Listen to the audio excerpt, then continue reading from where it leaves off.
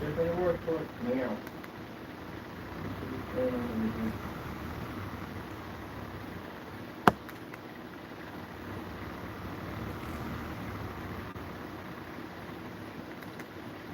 Right, when your fire chief decides to act right, which I'm still waiting on that to happen, I'm trying to get you to your network settings to get that fixed. So I can't get there if the controller's not working. She doesn't want to work for some reason. But I get unplug her and put her back in again, so she basically works now. This is a headache with these things. I'm just gonna get you something else, man. I'm tired of fire chiefs. I'll get you something else. So then fire chiefs are gonna be comfortable. Let me work right. Definitely get you something else.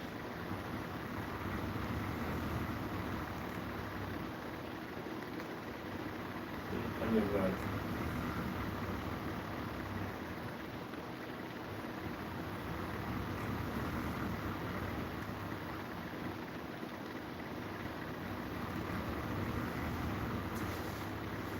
So I need to fix this, but I need you to let me operate.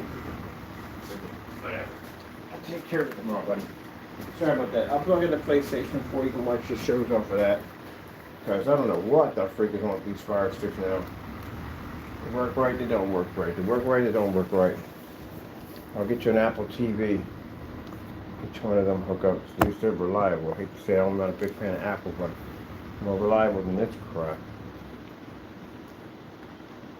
Maybe she'll act right in a few minutes, I don't know. But I'll get you on something. Jeez. We had a power outage a few minutes ago. So it's small, nothing like the block, that's basically about it. And it changed the network settings. I don't know why on the Fire Stick. I don't even know why it would even do that. Like, why would it even change that on the Fire Stick? It doesn't make any sense. Like, all the PCs, everything are running perfectly fine. But the network settings linked up there. But when it comes to these freaking Fire Sticks, they have all types of issues that pop up.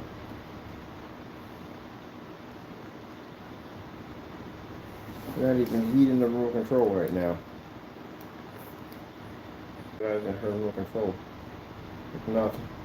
I can imagine having this stuff wired into my home. This would be an absolute nightmare. I can see myself outside right now just trying to get into my own house because the system doesn't recognize. You recognize the remote control. How do you not recognize the option? Oh my goodness. Let me see. Stupid machines, I swear.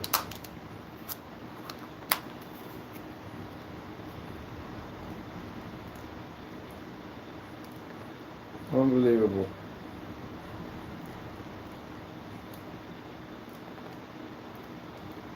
Well, it's none of the commands. Not one of them.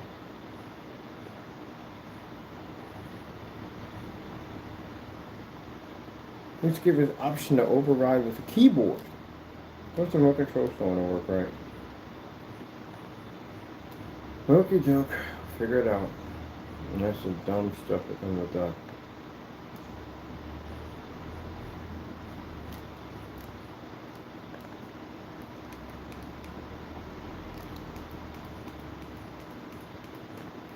Yeah, it's not responding with anything.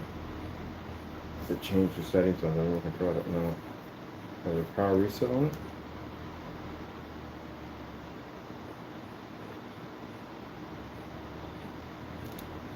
Alright, you're updating Apple TV. We're done with the Fire Sticks. I'm not dealing with these things anymore. That's the same problem I have with Chromecast. Chromecast and things are garbage. They don't work right. Gotta get rid of them. Got the Fire Sticks. Now the Fire Sticks are crap. My tea. Alright, let me get my build started. Dealing with this stupid Fire Stick at the end of the day. Amazon, fix your crap at the end of the day. Don't be advertising anymore about these freaking dinky, freaking cheap, freaking Fire Sticks. Don't even work half the time you need them to.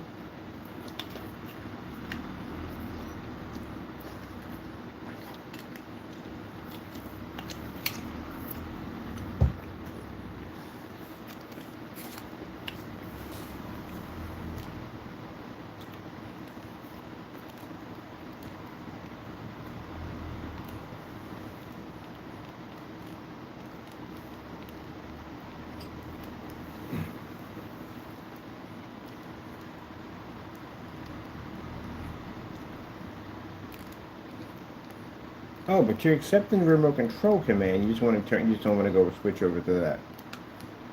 All right, whatever. Be a jerk. Don't in the trash tomorrow buying something new. Don't care. Let me get started on this.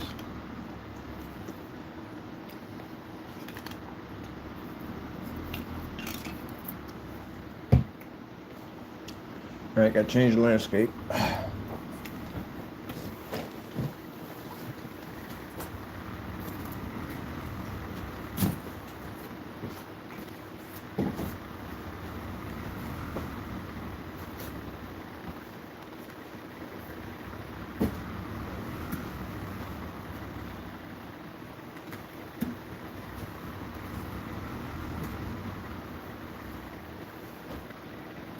Actually, this needs to stay here. Put the landscape around this thing. I think. So the river running straight down the middle, I decided to move it because it's just taking too much room up. And excuse me, you're in the wrong space right now. Definitely in the wrong space. Definitely taking up too much room. So I have to go move the river up closer to the dock. Yeah, dock house.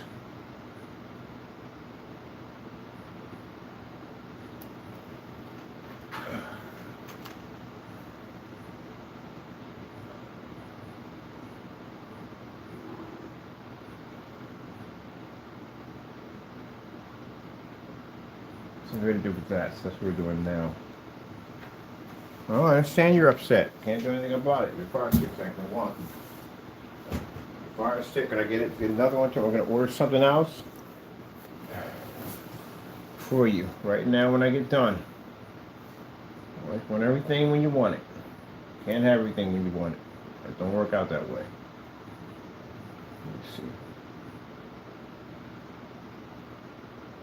Medieval music.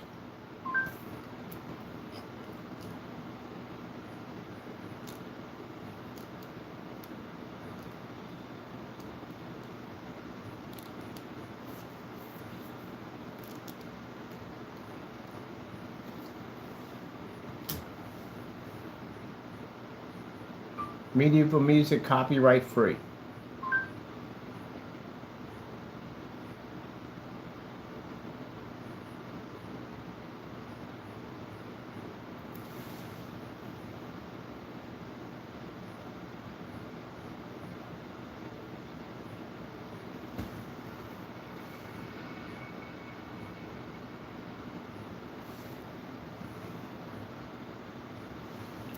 All right, let me see.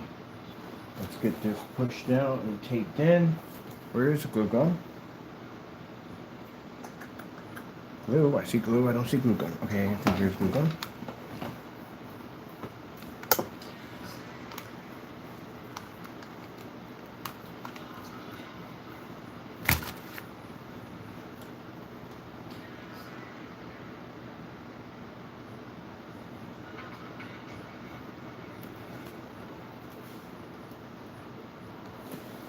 Well, that would not be medieval music because they have no digital freaking instruments. So that no. Let me see, copyright free. No. Jesus, anything I just said? I just get a command. Medieval music, copyright free. What did you just give me? Everything else I don't want. Jeez.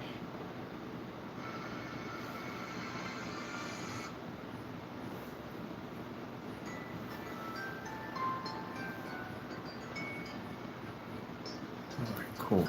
Jeez. Pulling teeth. Okay. Alright, let's go.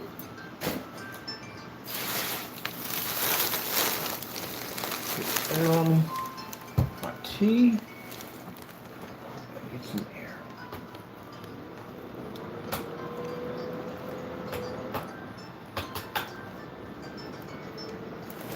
That's good.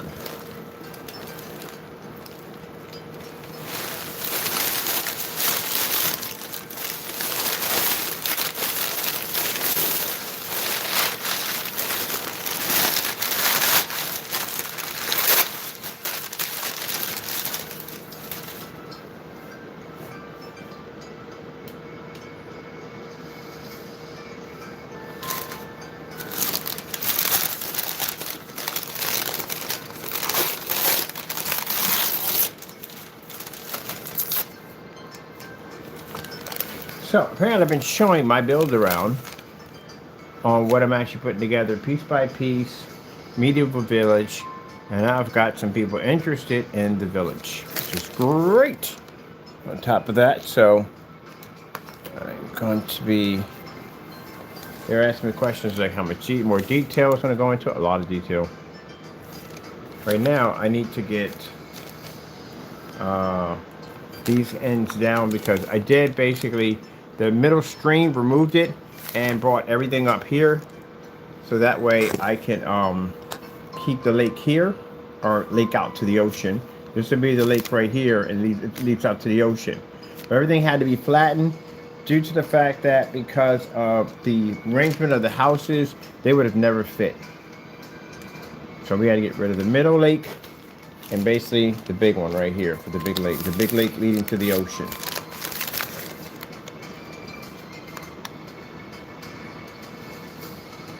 So get ready to get this thing put down. I got all plenty of glue. Don't step on the wires, please, first.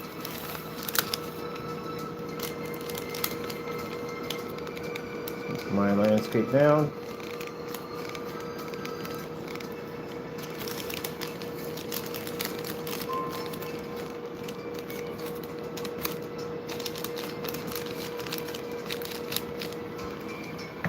Is this cord long enough to get what I want? Should be. Oh, let's get a cord. Why is it all wrapped around all this?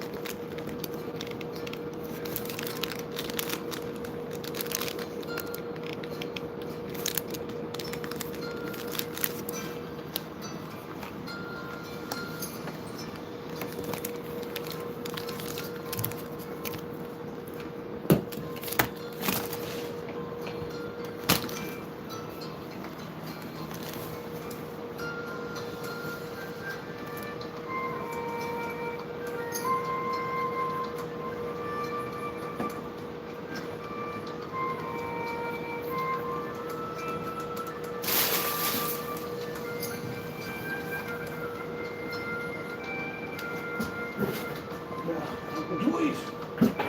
Everywhere.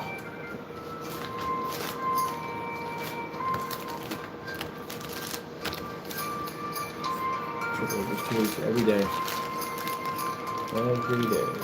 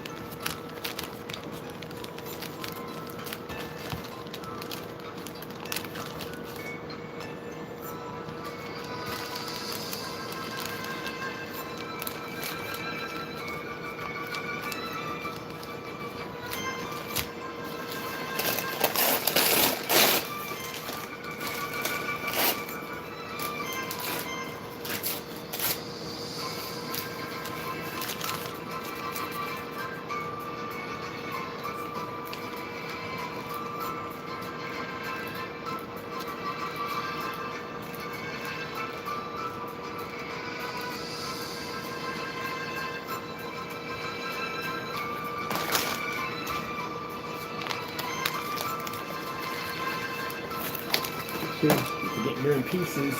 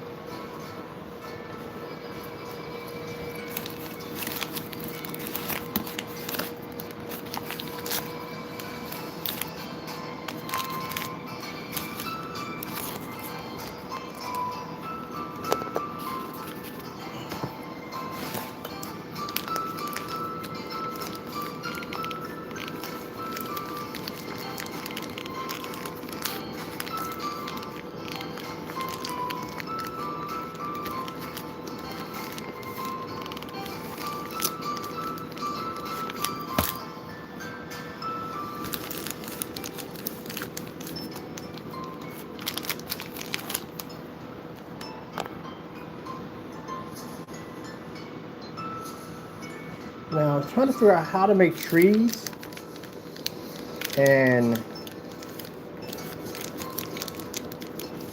I do have to add some wood in here, so I'm going to use branches.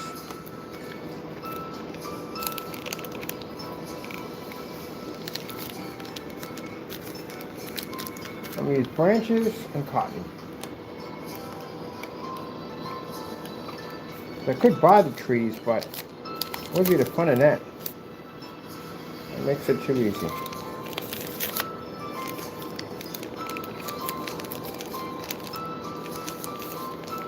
So instead, I am going to build my trees. Alright, so now we have the lake here. This is where the lake's going to be at. We have it coming here from out of our water mill. And I do need to raise the land up a little bit higher here, so it's not so tucked in. Let me see, where's my paper at?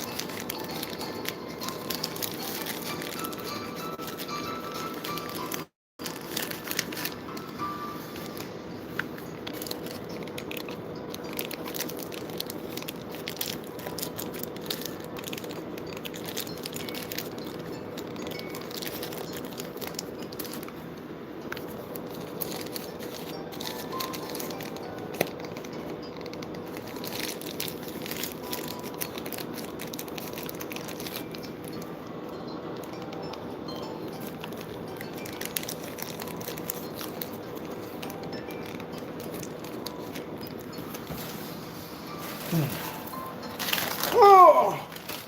Now, you gotta listen when God tells you to do something. Like, He literally told me to pick this thing up. Pick it up. Do I need to crush it? Thank God. But He told me to pick it up off the floor. Didn't listen. Don't listen when the Spirit tells you, do something, do it. Thank God I didn't crush it. I almost crushed the rooftop of my deck.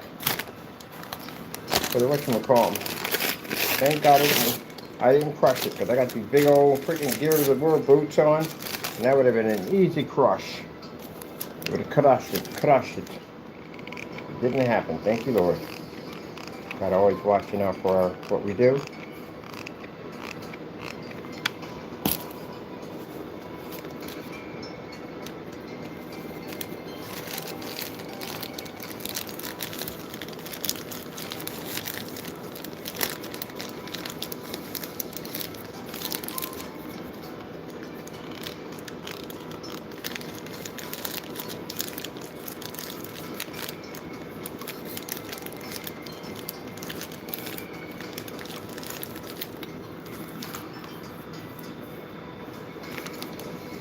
You want another one? Give me 3 little sticks to knock out the landscape. Is my cap on my freaking drink? What's the point of having a thermos if you don't close the top? That's still hot, thank you, Lord. Close that top, please, bird. Continue having hot tea. Enjoying my hot tea.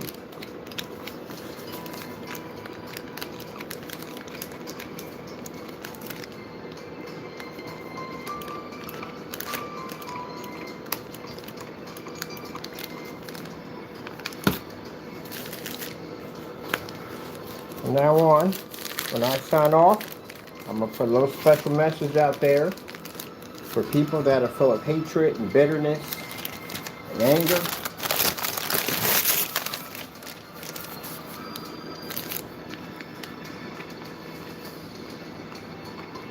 I warn them at the end of the day that the one that you follow, the one that you fill you with hatred, is the one that is going to see your downfall. And you probably can sit there and say, well, you just got finished talking about something.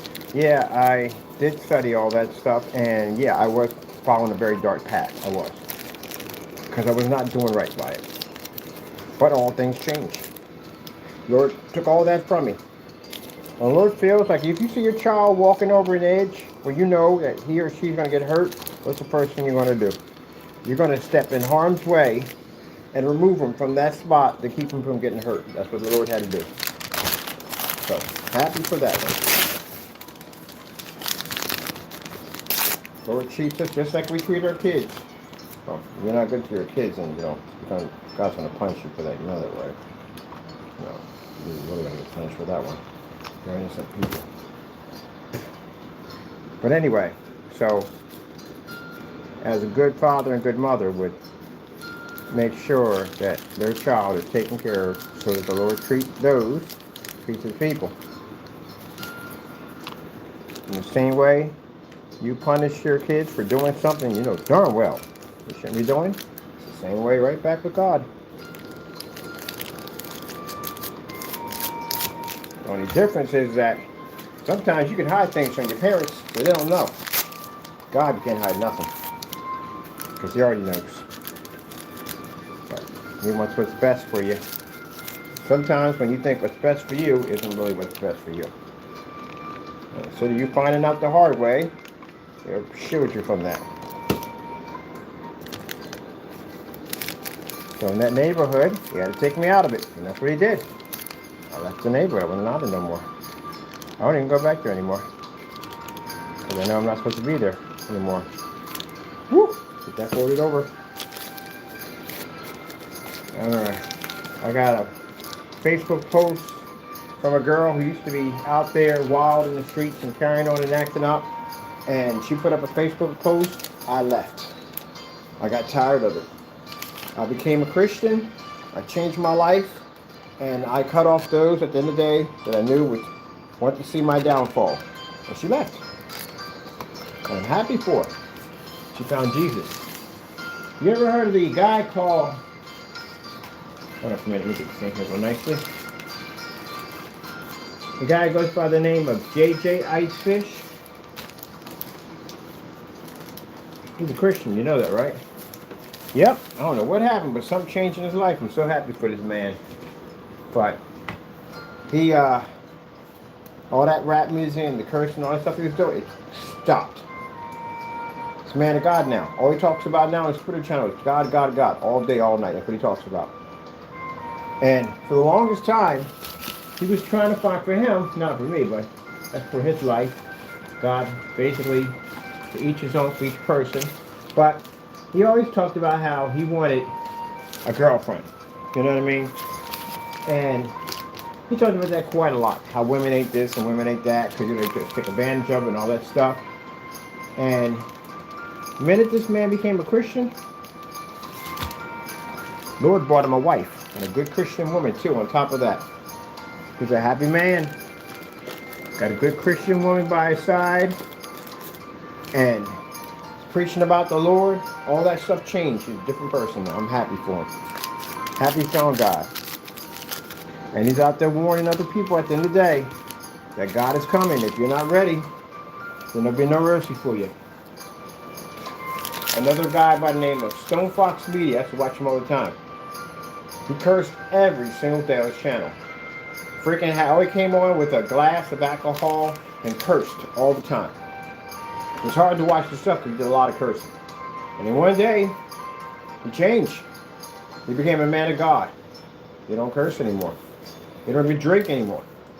And the people on his channel got angry with him. They got mad with him because they wanted that person back. And they're like, no, I'm not coming back. I'm not that person anymore. I've changed. I'm with Jesus now.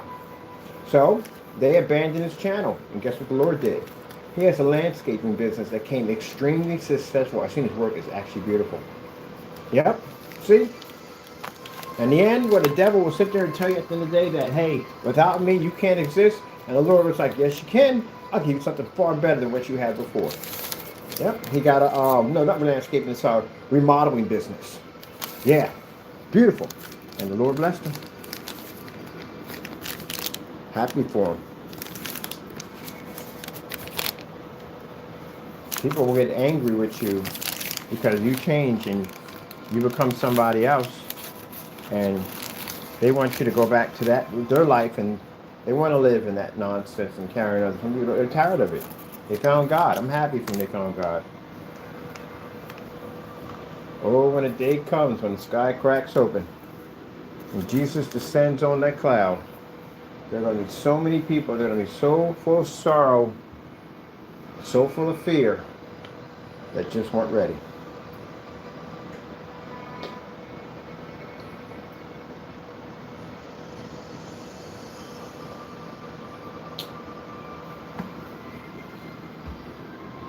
Yeah, they're warning you. They warn you every day. They warn you. I don't listen. So, hopefully some of you will get saved before God cracks open that sky. Some of you will get saved before you pass off this earth. Some of you will get saved before the devil gets a chance to carry out what he wants to do to you.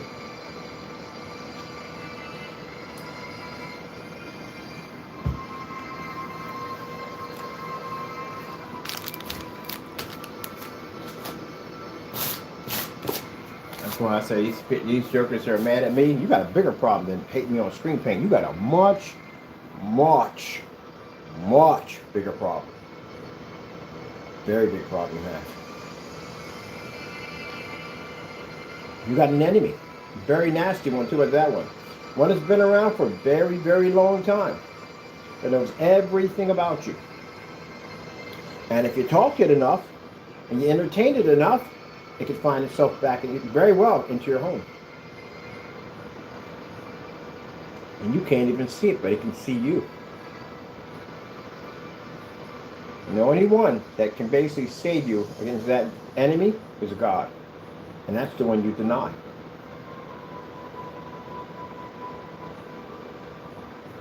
That's like the fire department coming to your house and put out your fire with gasoline. What would you do if they showed up with a truck? Some gasoline on the side of it. To put out your fire.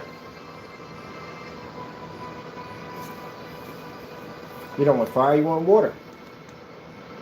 So instead of some of you guys and people out there serving the devil at the end of the day, I'm saying women too, serving the devil at the end of the day, you're playing with gasoline and matches. You want water to extinguish that. The only one can extinguish that is God. There are people right now on this planet that some will not wake up the next day. Some won't come in the next day. Some will leave out for work, won't come back. You do know people die on the planet every day, right? But some people don't want to hear that. When I say that, I see people leave. You know why? Because they don't want to hear it. They want to ignore it. Sad thing about it is, you can't ignore it. There's no way in the world you can do it. It's going to happen sooner or later. Either you're going to leave this planet, either the demon's going to kill you, or either that sky cracks open and God comes through, Jesus Christ comes on that cloud, you lost your salvation. We won't be here. We'll be taken up. Or if I die and leave off this earth, I'm going to go see heaven. I'm going to see God. I'm going to see my mom. But to those of you sitting up there saying, well, you're going, you can't go. You're out there serving the devil. You can't go. You can't go at all, period. You want me to go? You'll be stuck here with a demon. And if you read what happens in Revelations, trust me, you do not want to be here at all.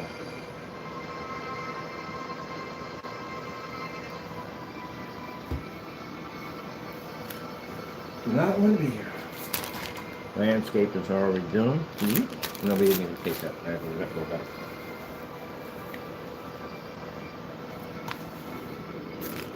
Well, I think that's the reason why when I was so embittered with the devil and I was out there doing the devil's work and carrying on and acting up, when I became saved, the Lord gave me too much of seeing them. 2 months, I think about 2 months of seeing demons. Some spoke to me, some didn't. Some just stared at me. You have no idea what you're playing around with. You have no idea. You have no idea what's talking to you, what's having conversations, but you have no idea when you entertain that. I felt that when that guy turned around and looked at me, that weird look, and the first thing, that fast, that quick, the devil instructed me to strike this man. Now, if I had struck this man, and we're right over there by the courthouse, I'd have been sitting over in that prison today. They don't have a holding facility down here. You'll be over there. So that's where I'd be sitting at for my court date to come up. And that means I would have lost everything. And that's what the devil's trying to do. Trying to get me to lose everything. I caught myself. I wasn't going to hit him because I know better than that. But I caught myself when the devil was just running off at the mouth in my ear. And as I felt my temper start to rise up, and my temper, I'm getting upset, I said, oh, I know what this is. I know who you are. And I pleaded in the blood of Jesus, the Father, the Son, and the Holy Spirit, in the name of the blood, please, Lord, take it far from me. And the Lord did.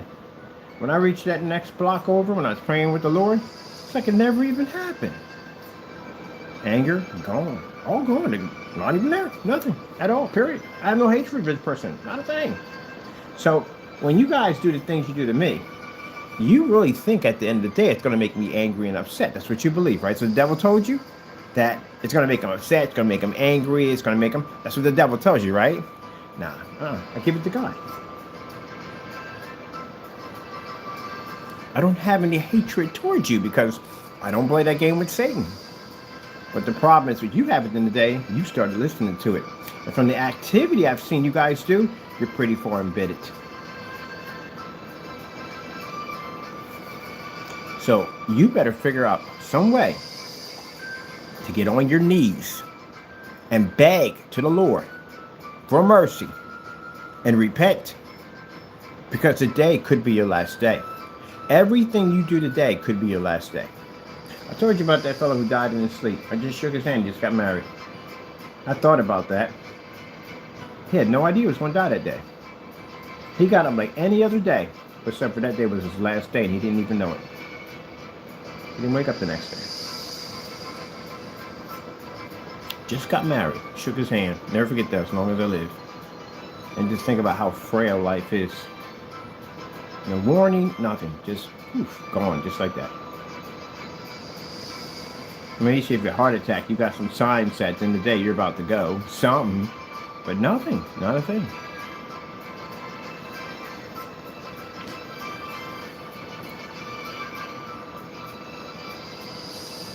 You know, people think at the end of the day, because they have pillows that say God bless, they put crosses all in their houses, but you're still in there carrying on and acting up, drinking, smoking, do whatever you do at the end of the day, doing things you shouldn't be doing.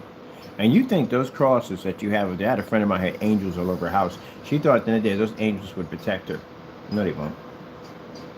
The devil walks in and out of heaven. It says just this in the Bible. Satan walked out of heaven. The Lord says, where are you going? He said, to and fro. Jesus, devil, demons have walked in churches and sat down. The only thing that can protect you from those things at the end of the day is God. And if you're not serving God, and you're not doing right by God, and you basically serve those, then guess what? You invited them in. Those statues you have won't do anything for you.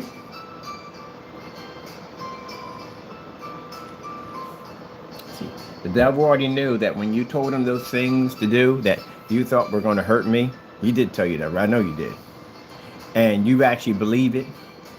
And you don't see me on camera screaming and yelling. The only thing I saw on camera is I'm going to take the evidence I have and throw you in jail, because that's where you're going. That's how you do things. That's the law of the land. It's in the Bible. 2 rules you have to follow: law of the land and God's law. And I'm following the law of the land. Doing it by the book. That's supposed to be done. But anyway, yeah, you thought it was going to make me angry and upset, and bitter and all that. No. Because I know what you follow at the end of the day. I know you're in danger. That's what I know. What you follow, you are in danger. By basically at the end of the day attacking God's people, you're in danger. So when I see that kind of activity, it lets me know how far embittered you are with Satan.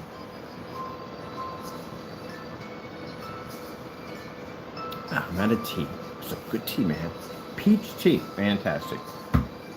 So if you're going to sit there at the end of the day and say, oh, he's saying it to make me afraid, it's whatever you think it's going to be. But at the end of the day, the devil's real. And if he's real at the end of the day, and we all know he is, then you're in a lot of trouble. Because did you do God's work when you were doing that stuff? Who were you talking to? Who was telling you to do that stuff? Did Jesus tell you, and you better be careful what you speak, did Jesus tell you to go and do the things that you did? No, Jesus didn't tell you that. So Jesus didn't tell you. Who told you to do these things? The devil told you.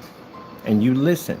And Jesus did speak to you. He did tell you it was wrong to do these things. I know he did. Because if he didn't speak to you and he didn't tell you it was wrong, you're in a lot of trouble, because that means God is not looking down on you to protect you. That means you're in a lot of trouble. Even more. I would fear God more than I fear that demon. So with that being said, God probably did tell you. He did not listen, because you were so full of hatred, which the devil put in you, and used that. And the devil knows at the end of the day that you can't touch Mr. Bird. He already knows it from the door. But he knows he can touch you. I'm not going to get him, I know that, but I'm definitely going to get you. Gentlemen, you played a very dangerous game. A very, very dangerous game. The Crowcast, when we watch that thing, you can see the smiles on their faces. That is demonic influencers. That's what you're seeing in that video. Demons. Are they saying they're demons? No, they're being influenced by demons. So the Bible says about slander. Demon influencers. So that's what you saw in Crowcast. You know what I saw in that video? I saw the damned. That's what I saw. I saw 4 individuals that if they don't get their act together, will go to hell. That's what I saw. Whatever you say against me won't do anything against me. I'm protected by God. You can call me all these things you want to call me, but it won't affect me. I serve God. I'm protected by Him. You got to wonder at the end of the day and think about it. What's watching you when you sleep? Yeah, you'd be surprised.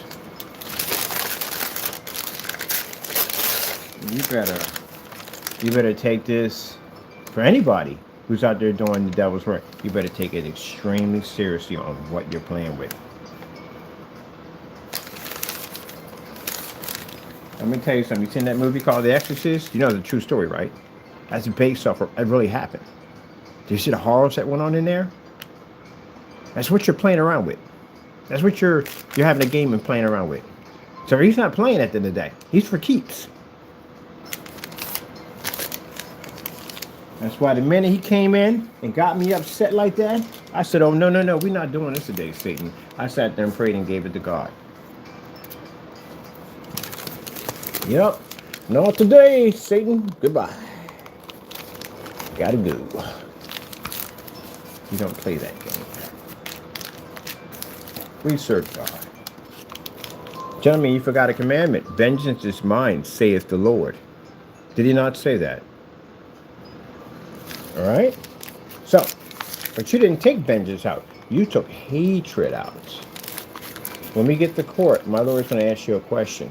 The question he's going to ask you is, what did Mr. Bird do to you for you to do this to him? You're going to have to answer that question. Especially when I didn't know you. Jealousy. You guys kind of remind me of the Pharisees. You know, you do. You remind me of the Pharisees.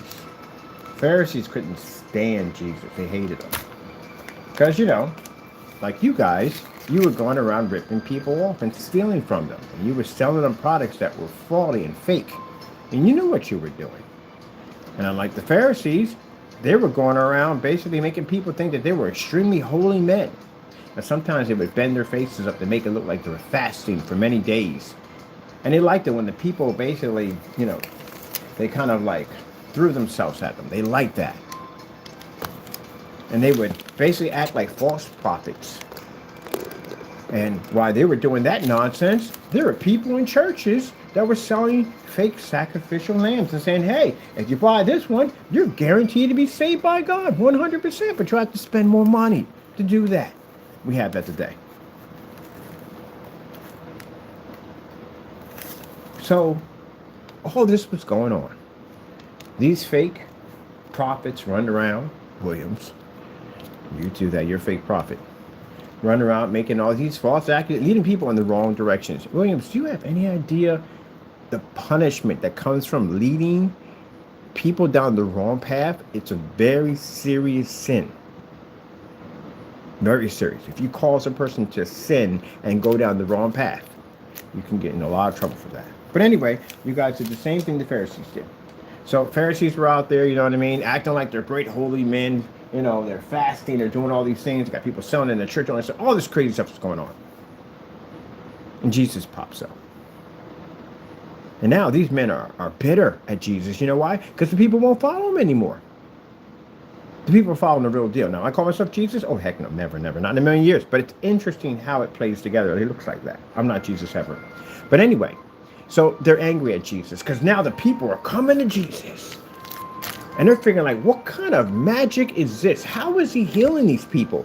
What is his game? What is his angle? Jesus was a real deal. And they tried all types of stuff to try to make Jesus look bad.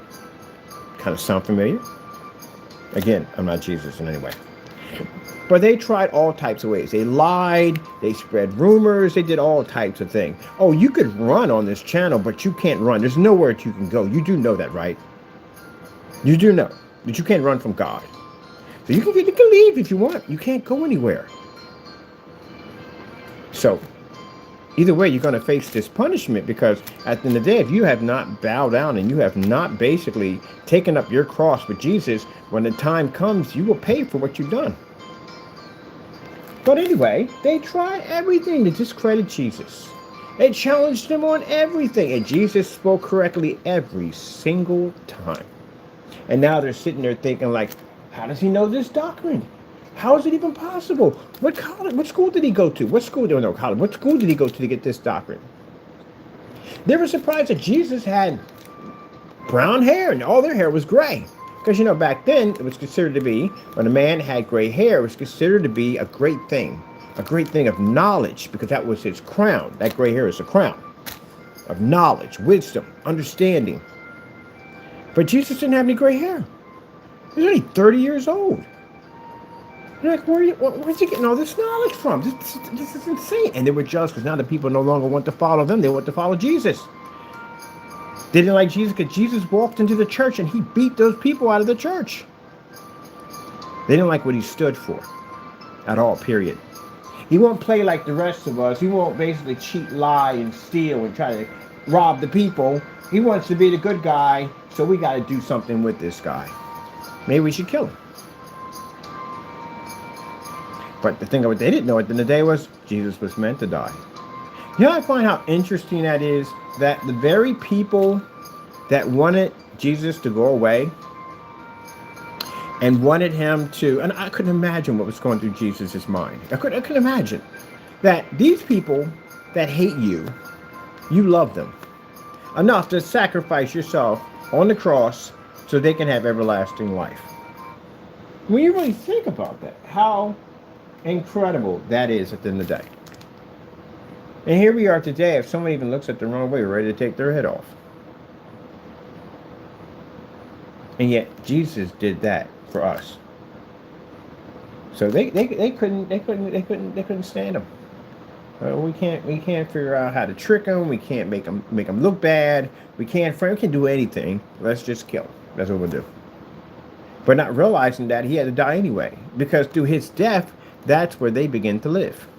And the entire time when that's going on, Satan himself is trying to basically get Jesus to waste the sacrificial lamb, because that way, if he dies, that means that you can't get saved. And if you can't get saved because he never hung on the cross for the final sacrifice, the devil would be to get you. You'd have no protection whatsoever. Isn't that interesting? And Jesus sitting there looking at all these people like, y'all hate me at the end of the day. Now, good thing he had the apostles that were with him that loved him. But he's like, these people, they're not, Lord, look at this. And I got the devil in my back telling me that, why would you want to save these people?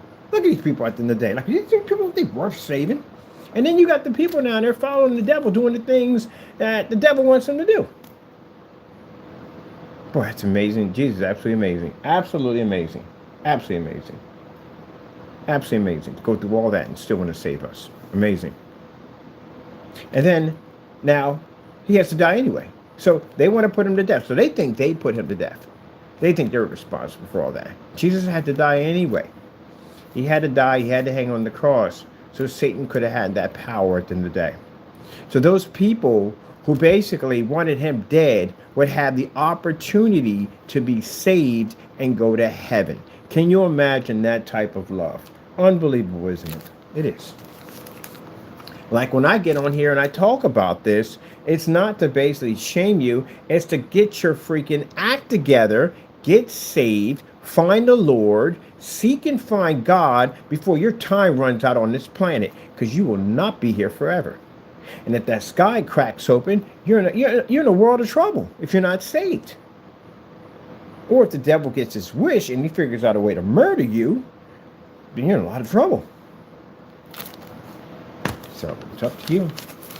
Now you can sit there and say, hey, you know, the video, I don't care what the video is about today. The videos, when I come on here, is do my builds, but also too to talk about the Lord at the end of the day. Because if you don't get it together, you're going to miss the boat. And that's a boat you don't want to miss. Trust me. One of the things that scared me the most, man, is when I wasn't saved, was having dreams of the sky cracked open and Jesus came and I was not ready. Scared the daylights out of me every day when I was out there sinning. Like the Lord was telling me, get it together, get it together, get it together. I'm so glad I got it together. That's a load off my back that I got it together. I found God and got my life straightened out. I'm so happy about that. But it's also sad to at the end of the day that I know people were going to go to a very horrible place that they'll never ever be to leave. That's what's sad. That's what makes it sad. They don't listen. And you guys, I feel sorry for you. I really do feel sorry for you. When I come over here and I talk about the Lord and I see you hit me with hatred. When I talk about Jesus, you'll say something nasty, hit me with hatred. When I talk about you find the Lord and picking up your cross, you don't want to go to hell, you hit me with hatred. And I feel sorry for you because of that, because I know where you're going if you don't get it together. You can't do anything to me. All you're doing is just basically, you're entertaining demons. That's what you're doing. That's what you're doing. I'm going to make some flower bags. Yeah. We have cotton around here somewhere, right, for our flower bags. And flower bags, let me see. My town is missing. Got all the landscape put in. Do. Flower bags. Flower.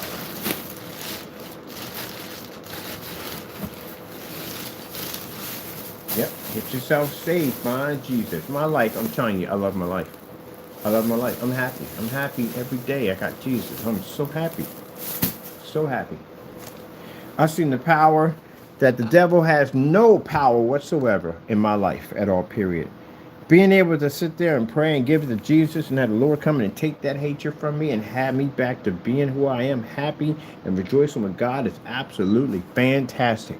That's why I said, gentlemen, all that you have done has done nothing to me, because I'm always happy glorifying Jesus. You send nasty stuff here to make me look bad and everything, it don't harm me at all. Jesus got my back. Everywhere I'm at, Jesus got my back. Anyone around, Jesus got my back at the end of the day. You don't understand that. But I feel sorry for you, because when I look down at them letters, Mr. Williams, when I see that stuff, you have entertained a demonic demon. That's what you entertained. To do that stuff, you entertained Satan. That's what you did. Satan got you to strip down half naked and send pictures. Hey, look what he did to you. Look at the embarrassment. That's what he does. That's his job. Just embarrass you, belittle you. That's what he did. Listen at all, period. And they'll sit there and take what I just saying and say, oh, we got to do something to get some. What do you, really? It's not going to harm me. Nothing's going to harm me. You do understand I serve God. It's not going to harm me. You're harming yourself. It's like watching somebody, every time you send something out to me, it's like you take your own fist and you punch yourself in the face. That's what it's like. And each time you draw blood. And each time you cause more and more damage to yourself. And me, nothing happens to me at all. Unless you're saying you're more powerful than God. You're more powerful than Jesus, who I serve. We know you're not, so don't do anything. Don't guarantee yourself. Tomorrow, I got a chance to meet with some people to bring AdTech. We haven't even got the technology fully tested yet. We got people already set up to put it in glass. So, Lord made it so. I prayed on it. He made it so. Sat there for the longest time and said that all these things, I'm a rip-off artist, I steal from people, I'm all this stuff, right? I sat right there in the middle of the floor and announced it to the world and everybody on YouTube. If I am all these things, may the Lord expose me for who I am. What did the Lord do? Now, they left the room because they're angry. They're mad about that. They're mad about that. The Lord basically blessed me. He blessed me. That's what he did. He blessed me. With amazing technology, he blessed me. And now they're mad about that? That makes them upset. That's sad. That's a shame. You won't let Satan go, will you? You won't let him go. That's a shame. I hope you find Jesus. I really do. If you don't, you know what's going to happen. Once you pass over, you can never, ever come back, ever. That's eternity forever. It saddens me when I see stars die. When I see people pass away. The guy from Mortal Kombat, he passed away. It saddens me. What saddens me is the fact that I pray they're received.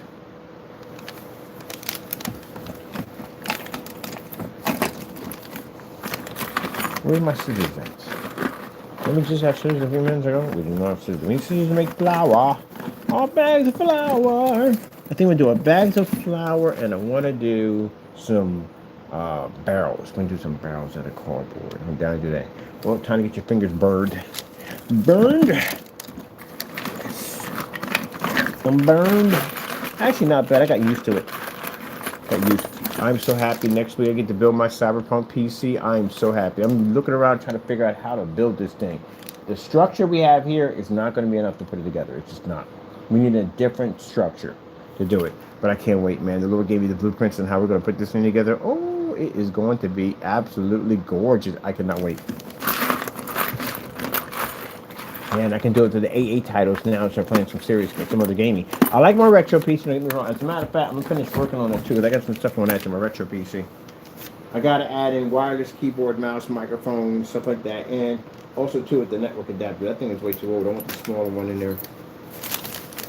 Okay, let me see. We're making bags of flour. Are we going to put this for when you well, we're not going to put this inside because you can't see inside. We need this for the loading dock, and we also need this for a whatchamacallit over here, too. Where is my card at, too? So I'm going to finish the detail work on my card. There we go. Alright, that's my cart. Hit your eye like a big piece of batter. Oh, that's actually a very good idea. I didn't think about that, Lord. That is fantastic. That'll make a great idea. I'm doing it that way instead. Make my job easier. And that way I got both sides even Steven. That's why I love doing these builds. The Lord be talking to. The Lord said, this is how you're going to build it. It'll be much easier if you do it this way. Thank you, Lord. I can imagine when Noah built the ark, and the Lord was talking to him and speaking to him when he's building that ark. Oh my goodness, man, that must have been amazing. Imagine having a conversation with the one who built the sun.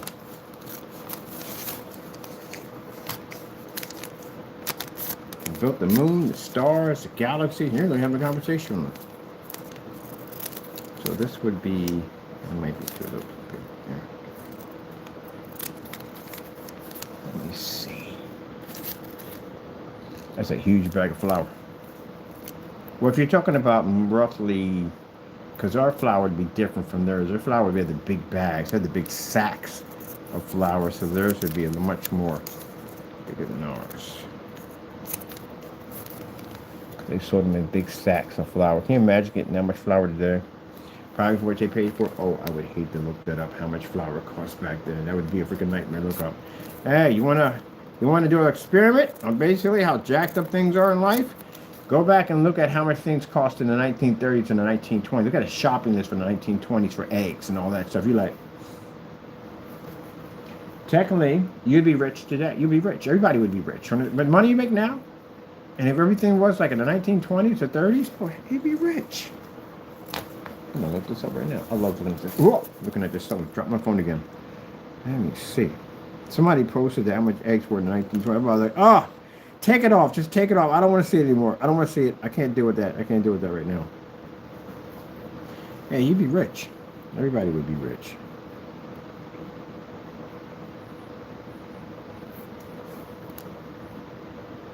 What the eggs cost in the 1920s?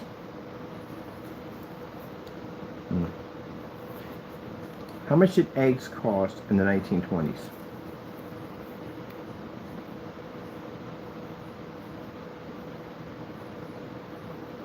$30 to 70 cents. 30 to 70 cents. Can you imagine that? 30 to 70 cents per dozen. That's not one egg, it's per dozen. Yeah, it just makes you think what the freak happened, right? Yeah.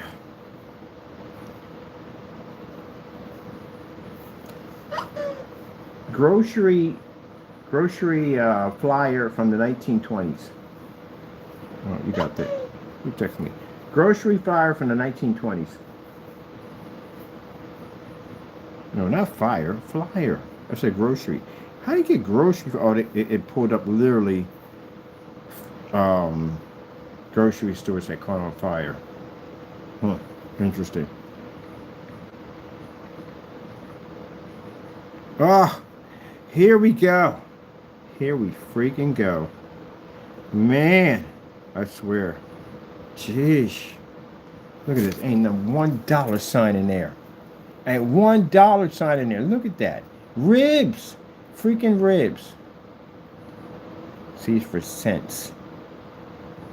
35 cents. Some ribs. Butters, 57 cents. 4 pounds of bananas, 25 cents. Grapefruit, 10 cents. 3 for 25 cents. Dry onions, 4 cents. And no dollar signs in there. Everything is by the cents. I need a time machine. The time machine, what I make now, and I go back then, I could own everything. I mean, literally own everything. I'm curious. How much did a house cost in the 1920s? $2,000. So you do know the houses in the 1920s were built 10 times better than the houses we have today. So roughly, let me see. Anything you can actually build your house. I don't see the size of these houses. You've got to be. This is why I say every time I look at this, I was like, sheesh, where's the waste? All right, I got to see this. Those are Victorian homes, by the way. They're huge. They're huge. House that cost $2,000 in the 1920s.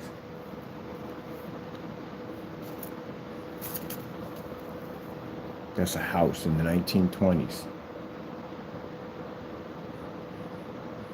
Do you see the size of that thing? Too much money a house like that would cost today? About $1 million. Probably a little more than that. See? Something just ain't right. Look at this. That's freaking outrageous. You can't even get a closet today without it costing you almost like $900 or $1,000. See?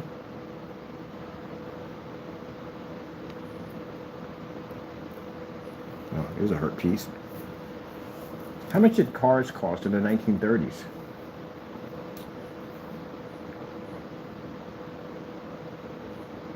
In 1930s, you can get a car between $600 to $800.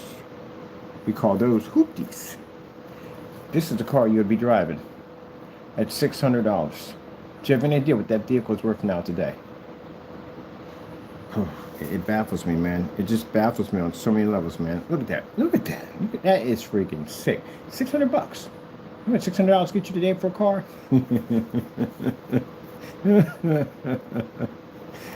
Oh, mercy. Let me see. How much did college cost in the 1940s? Let me see. So college in the 1940s offered under $100 to $2,000, so $100 to $200 a year. If you're in college right now and you've heard this, well, you should be crying about right now. Let's see. And this is, let's see, if you wanted fees for room and board, would it be $500 to $600? but still, it's cheap.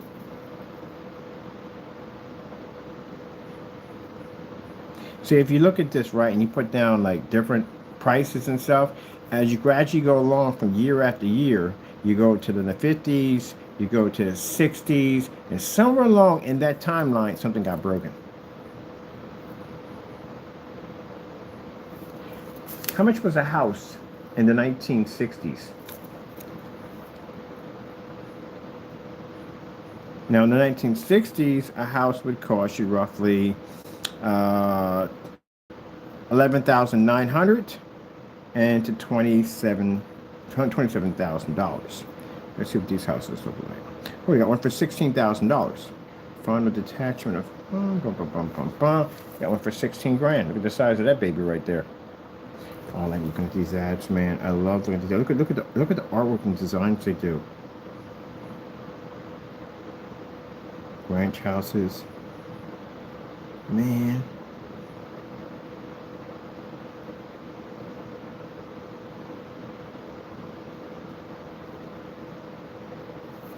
How much did a house cost in the 1970s?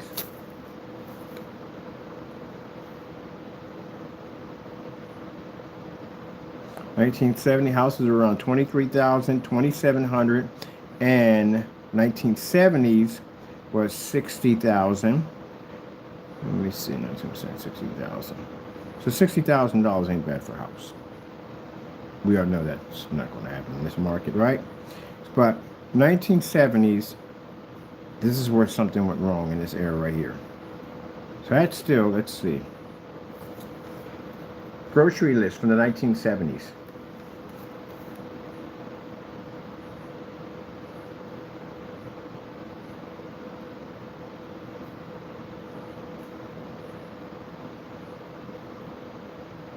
Kmart. It's Kmart. See how cheap everything was? 1970s. Coffee creamer was 78 cents. Now you do got some dollar signs here.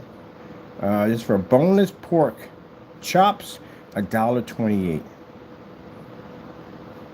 Yeah, 40. I remember paying 48 cents for peas and canned peas and stuff like that. Look at that, pork chops. You know, here $1.21, $1.21. That's still super cheap.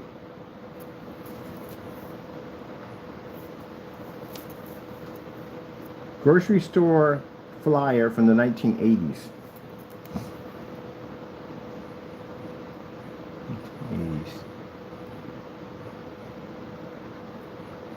The 1980s wasn't so bad either. Oh, A&P. Oh my goodness.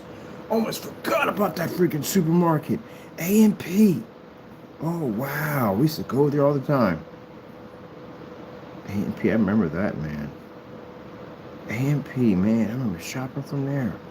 Mom used to take us over there. Kroger's. This is back in the day, people. So really reasonable. Cream cheese, 49 cents. Eggs were grade A eggs for 49 cents. 49 cents. Potatoes, 10 for $1.33. How much did a house cost in the 1980s?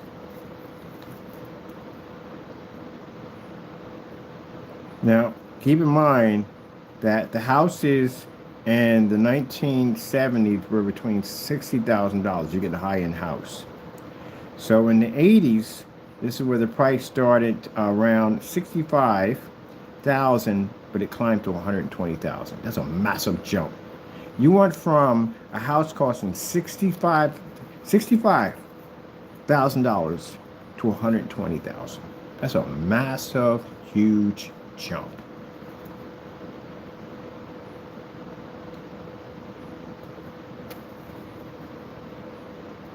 In today's market, how much was the house in the 1990s?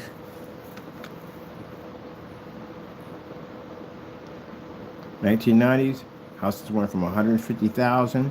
1999, $205,000. So the jump happens in between in the 80s. I told you in the 80s, the housing market boom. Because, like I said, at 70s, they were like $60,000 is actually a high-end house. How do you go from 60,000 to 120,000?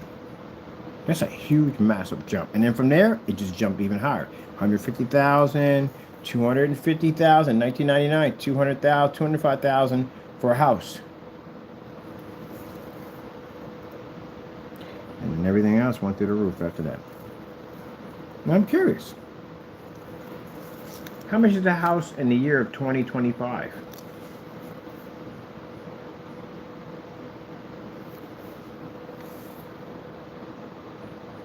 That's a low.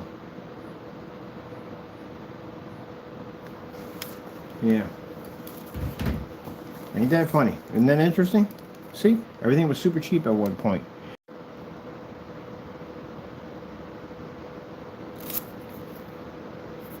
Was there a real estate bubble in the 1920s? No choice of words. Take it back. Was there a real estate bubble in the 1980s?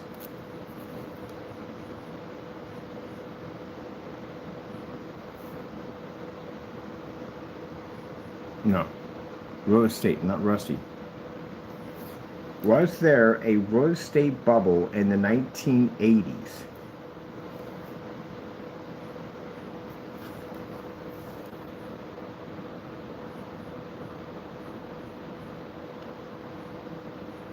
You remember that? I do. That's why the jump happened. Yeah, the bubble popped. Like, in 1929. Well, that went on at the end of the day. Yep. Isn't that interesting? I study all that crazy stuff. I like it. I find it interesting how everything fluctuates. So I'm curious. How much did someone buy flour for in the 1800s? I wanted to have how much money that would be, but that would be weird because the currency would be different.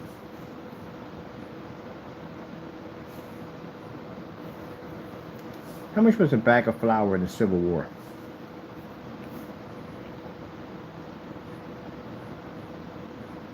Well, this is gonna hurt. It was 30. Wait. It was what? Oh. A barrel. So it was $30 to $40 a barrel. Oh, you're talking about a barrel. You're talking about a freaking, like a keg. That one of those few things. Oh, that's pretty much a lot.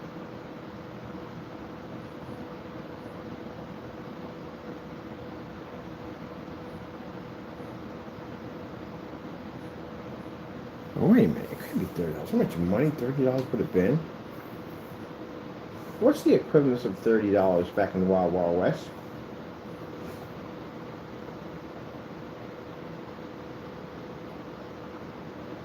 So $30 in the Wild Wild West would have been $600 to $900. You ever look up how much Scrooge McDuck was actually worth? I actually looked it up. How much money is Scrooge McDuck actually worth today? And no, how much he's actually worth, and how much Scrooge will be worth? How much money he had? Because it mentions how much money he had will be worth today. It's crazy. How much would Scrooge be worth today? According to Coinbase, right now, one Scrooge is worth about $0.0000000001. So it's a good roundabout number. Scrooge is actually worth today $2 billion. Between $1 and $2 billion. Let's see. Forbes estimate net worth around $8 billion. That's how much Scrooge would actually be worth today. I love looking up stuff. Like, see, that's the kind of stuff I like looking up. That's fun freaking stuff to look up. My buddy calls it dumb, pointless facts, but I call it like, oh my goodness, that's crazy. So how much is Scrooge actually worth? So how much was Scrooge worth back in his day? How much money did he, or said how much money he had? I'll recap on that. How much was Scrooge worth back in his day?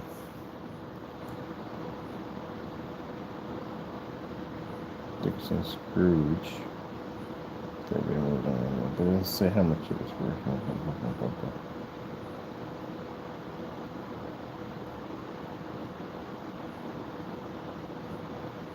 15 shillings a week would be around, oh, great goodness. So Bob Cratchit was making 15 showings a week. Today would be worth $27K a year. That stuff is fun to look at. Hold on. How much is Scrooge McDuck worth today?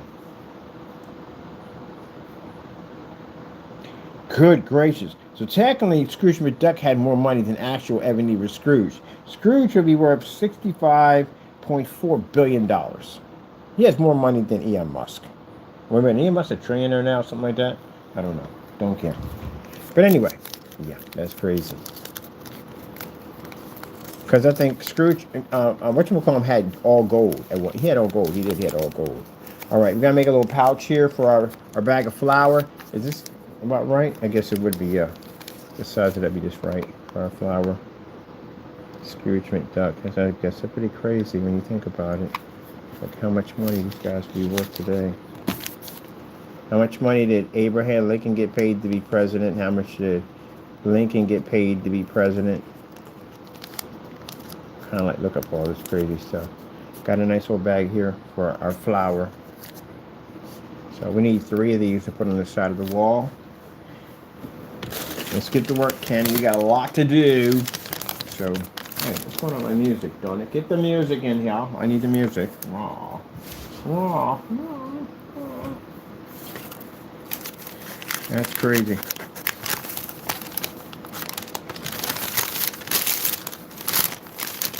Pretty awesome, though. Look at that bag right here. I need to draw it. We got ink pens on this?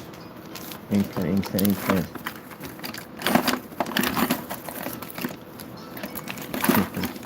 It's like that Assassin's Creed Online. Was this someone getting stabbed tonight?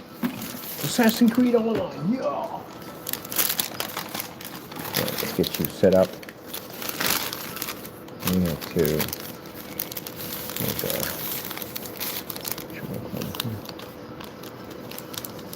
Right, 3 bags of flour. That's 1. And that's 2. 3 bags of flour. Well, while I'm in here doing this, I'm doing my steampunk PC in my head. Sorry, Cyberpunk. We're doing Cyberpunk. I decided to go with Cyberpunk. I've had a steampunk piece before. I've built one before. I want to do a Cyberpunk. I haven't built one of those yet. So I want to build one. And I want to incorporate AdTech into it. I want to put a screen in there.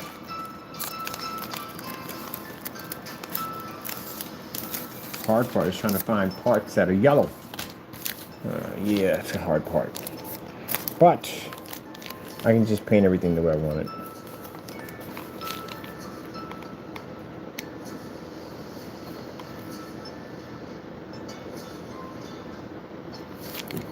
So we have to modify a power supply because we can't find a yellow power supply.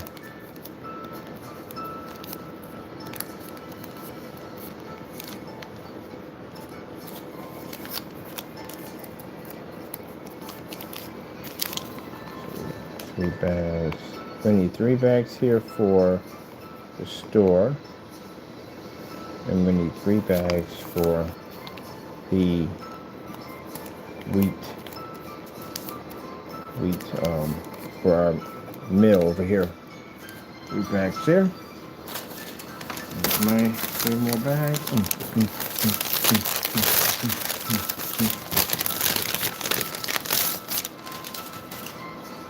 Whew.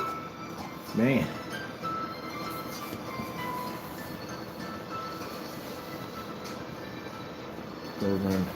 Art. They got an art place where they do up in artwork.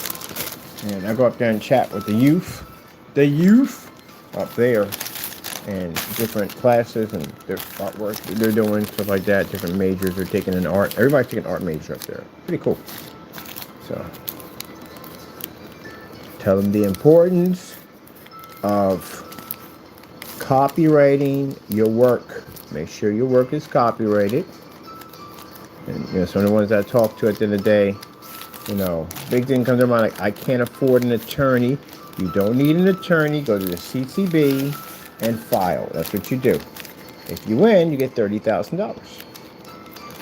You go before a cyber judge. You don't have to go in court or nothing. You're not traveling any place. Cyber judge will come up and do the whole thing. Now you will have to pay for the process server. That you do. The process servers are cheap. They're like $100 for a process server. And that's it. The application is very easy to fill out. You can do it yourself with no problem. You're going to take 3 of these, or you want 3 of these? Yeah, you can do the application yourself. It's not hard to do. It's simple and plain. They want you to explain what happened and all that stuff. And then once you get that, you got to take pictures of the evidence of the person using your stuff without your permission. And then after that, you have to show your, first you have to show your registration to show you do have a legit copyright before they can go anywhere with anything. So once all that's done, and they have to go before a board multiple times to make sure everything is legit and you're not having a witch hunt on somebody for no reason at all. That you, if you have this information, once all that's approved, then you have your packet. And your packet is what you're going to give to the process server, because that's what they're going to request is from the courts. And then they're going to go to that person's address. They're going to put it on their door or serve it to them. Either way, it doesn't make a difference. And then they're going to get a order. Well, actually, once they put it on the door, you have to they'll take a picture of it, like we got, and they'll send it to you, and then you take the picture and you send it to them. And then what they do is they take that and they set up the court date. And once the court date is set up, then the next stage from there is you go meet in front of the cyber judge. Now, if that person fails to show up or log in, then you win automatically. Which means once you get your judgment, you'll get a document, and you got a judgment for $30,000, you go and find the debt collector in their state. And you file for what they call execution of judgment. Well, first you're going to file on yours, first for that. And then, once you get that little notification document, which doesn't take long, then you're going to go to their state and you're going to get a debt collector in their state. And then that debt collector is going to get that order, always from the courts and whatever, and he's going to make sure you get your money. He gets a percentage too, and he's going to go knock on their door. Not going to knock on the door. He's going to show up at the sheriff's department. That's definitely going to happen. And then they're going to take all their stuff. I explain all that to them. How to execute judgment. Because some people will get the judgment and never execute on it. They'll wait for that person to pay up. But chances are that person's not going to pay up. Chances are that person's just going to drag it out and drag it out. That's what they're going to do. So what you got to do is speed up the process. And that's what you do. Now, because of the execution of judgment, the debt collectors know what they can take under what state and rules they have. In the state of Pennsylvania or any other state where basically we can get judgments on just about everything, you'll have access to all furniture, clothing, cars, banking accounts, money saved for death. If you save money for a funeral, they can take that. They can garnish your paycheck. They can even take your income tax, everything. Unless someone can prove otherwise that that money's used for something else, then they may basically just take a little percentage of it or something, but you're going to take some of it out of there. Yep. Now, if you want to take a person to jail for touching your copyrights, and this is where you go to federal court, and this is where you have to have an attorney present for that one. And then what happens with that is, bottom line, if they're found guilty, then they're going to pay a lot of money. But on top of that, because it's a government copyright, that means the government, who basically hands out the fines and penalties for touching one of those things, which one of their penalty is up to 20 years in jail, they'll be serving you the prison sentence. So you'll be coming back in again for the other part of it, which will mean jail time. See? So I explained all that to them. You know, some people left the room on that because there's some people being prosecuted for that. Well, you did it. I mean, I told you go do something stupid, touch copyright. I mean, come on now. Common sense, common sense. Use it. You got it. Just use it. There's a little bag of flour right there. You like my bag of flour? Bag of flour. All up in your face with that bag of flour. Yeah. See what happens when you listen to God? All the cool ideas He gives you. Yeah. Got a bag of flour. Oh man. I'm thinking about playing a joke on one of my family members. Like, hey, you want some candy? Oh my goodness. I swear it's like a little bag of candy. I should print something up and put on this like, yo, I got these new candies, right? I got them from the from what's it? I can't think of the name. Farmers Market. People make their own candy. So like, yeah, man, this stuff is banging. I'm gonna make one of these. I'm gonna have some fun with this tomorrow. Banging. You want to have some fun with your friends? I got something to have some fun with your friends. It's fun too. You're getting hurt. Go get yourself some paper, ball it up over and over again, and then tape it, ball it up till it looks like a rock. It's stone paint called Flex Stone.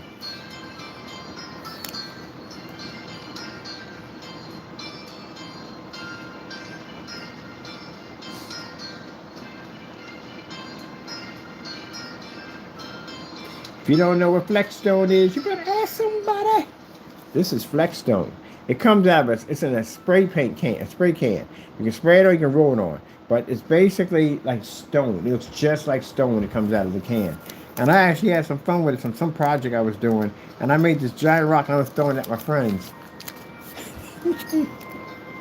Man, we get some cotton. Yeah. So that's what I was doing with it. Make her individual.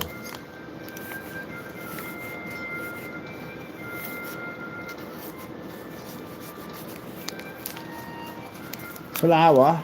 Of course, we got cotton there because we want to make it like it's bags of flour. We already know it's not bags of flour in there.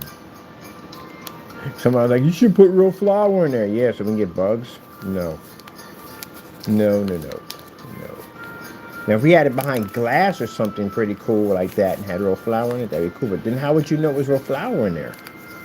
How do you know it would be something else? You don't know that. There we go. Got our flour.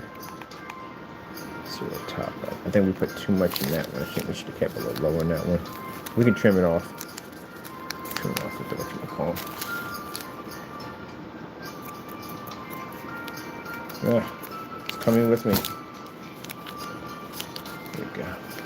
I'll trim it off later. Where's my other bag at? I had 2 bags. Where's the other one? Where's another bag of flour? Oh no, flour's coming out from the side. We have to seal it. The bags are coming loose. I made a bag of flour. Oh, it's on the wheel cart. It's in the wheel barrel. So what you call them in our. Then we're gonna get our whatchamacallit and mark flour in our bags. Okay, we got 3 in there in the bag. We need one more.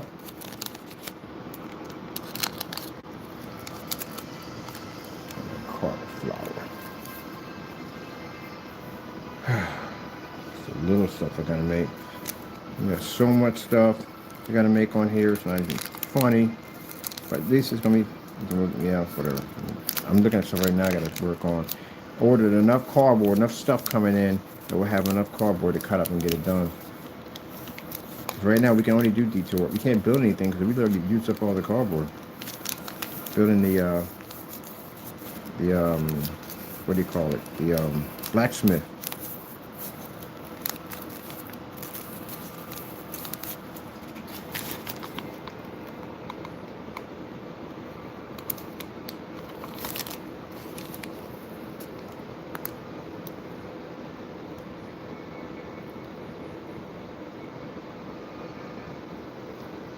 So the ideas my friends are coming up with for this, they want to build an enchanted bridge. An enchanted bridge with trolls underneath of. They have what they look like, what they live in their own, like they have, they have the whole like modern world like we have. Not modern world, but like them. At the end of the day, but they live under a bridge. They fish, stuff like that, and basically do all that stuff that they do, except for their trolls instead. And they live under the bridge.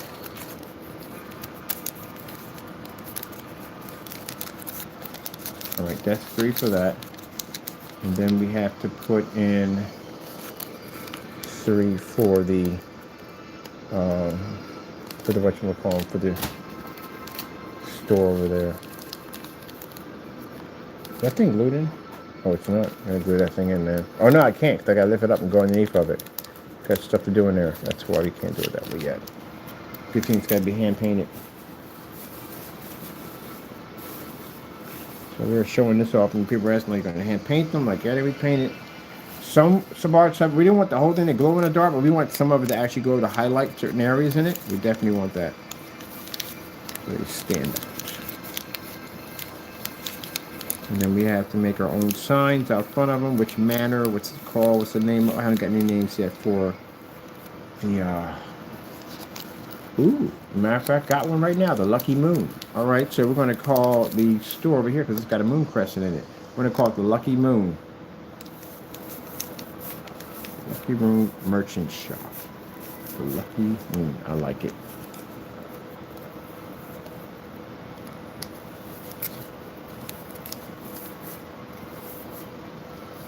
The Lucky Moon. We can call the Watermill. Let's see. Master Mills. Let's look at that one for a minute. Master Mill or Mill Master? No, Mill Master sounds like something from freaking Mortal Kombat name. No. We have to go to the name outside that. We'll get a name for that. But I like the Lucky Moon. Lucky Moon Merchant Shop.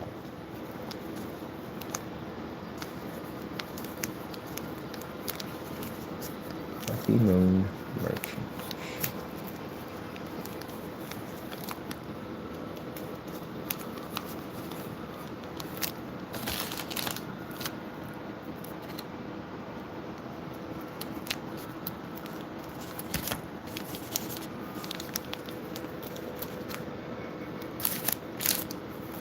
Two more bags to go.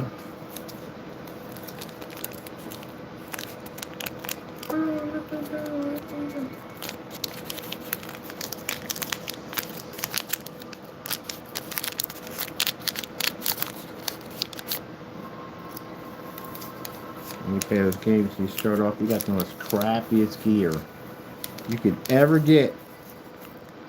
Until you upgrade, and now you got all the top gear. Top armor.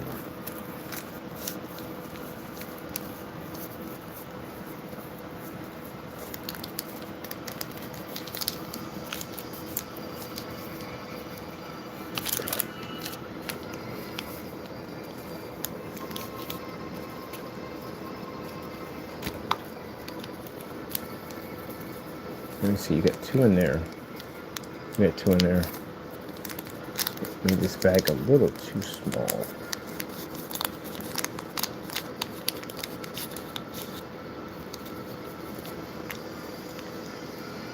I saw in a Facebook post about people dating machines. We didn't learn anything from Megan, did we? That's a bomb. Really? That's an abomination. A machine? Really? You gonna date a machine? Oh yeah, okay. That's just real smart. How's that gonna work in an argument? If there's anything like that Olaf character at the end of the day, yeah, and that thing basically can read facial expressions. Oh yeah. Everybody wants that Megan life. That's what they want. Oh, crazy at the end of the day. You know it's gonna outlive you, right? If it don't kill you first, but it's definitely gonna outlive you. People, like, they did a survey on Facebook on how many of you would actually consider having a machine. I'm trying to fall off my chair. A machine wife or husband. A lot of people say, yeah, it'd be a fantastic alternative. You have lost your freaking mind. How are you gonna have kids? How does that work? Oh my goodness.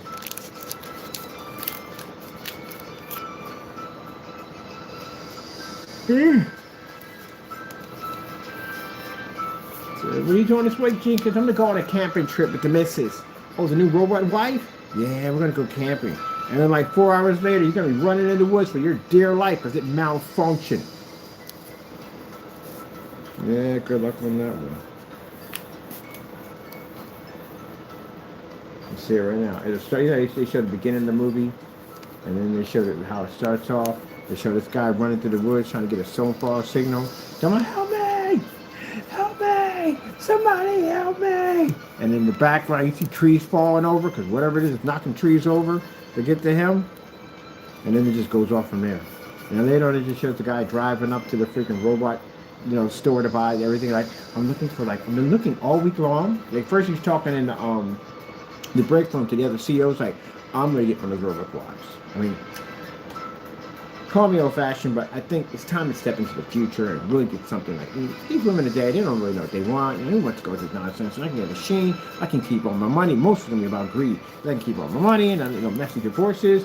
I'm gonna try. I'm gonna check it out. And one guy's like, "Nah, buddy, I don't think that's a good idea, man. I think you should just hold off on that because these machines are really properly tested." He said, "Well, it says right here they have been properly tested because people read that mess and believe anything." And then later on, he'll look at the videos and the commercials will come on. And then it's that late night when he comes home from being rejected from a woman at a bar. Maybe you need to work on something, but I don't know, I don't care. And he's feeling like really depressed. And he looks up and he sees the commercial pop on. And he thinks, you know what? I'm going to go buy one. And then he gets one, he goes to the shop, he looks at one, they build one for him, and he brings her home, and everything works out. And the next couple of months, it's like paradise. It's beautiful. He's freaking out. He's bragging with it at work, and then he sits there, but bit by bit, in between the video, she's having malfunction issues, and he doesn't see it. She doesn't report it. She's afraid she's going to be traded up because she's got emotions, because for some reason, this machine is woke. More woke than it needs to be. And later on, they go camping. I'm going to take her out camping. I think she would really love it because at that time, you're brainwashed. You're thinking this thing is real. And then that's where you see him run into the woods. Somebody help me! I should write movies, I swear. But anyway, not too late for that. They jammed the cell phone signals. The machine with them, they probably did. You can link it with your cell phone. Yeah.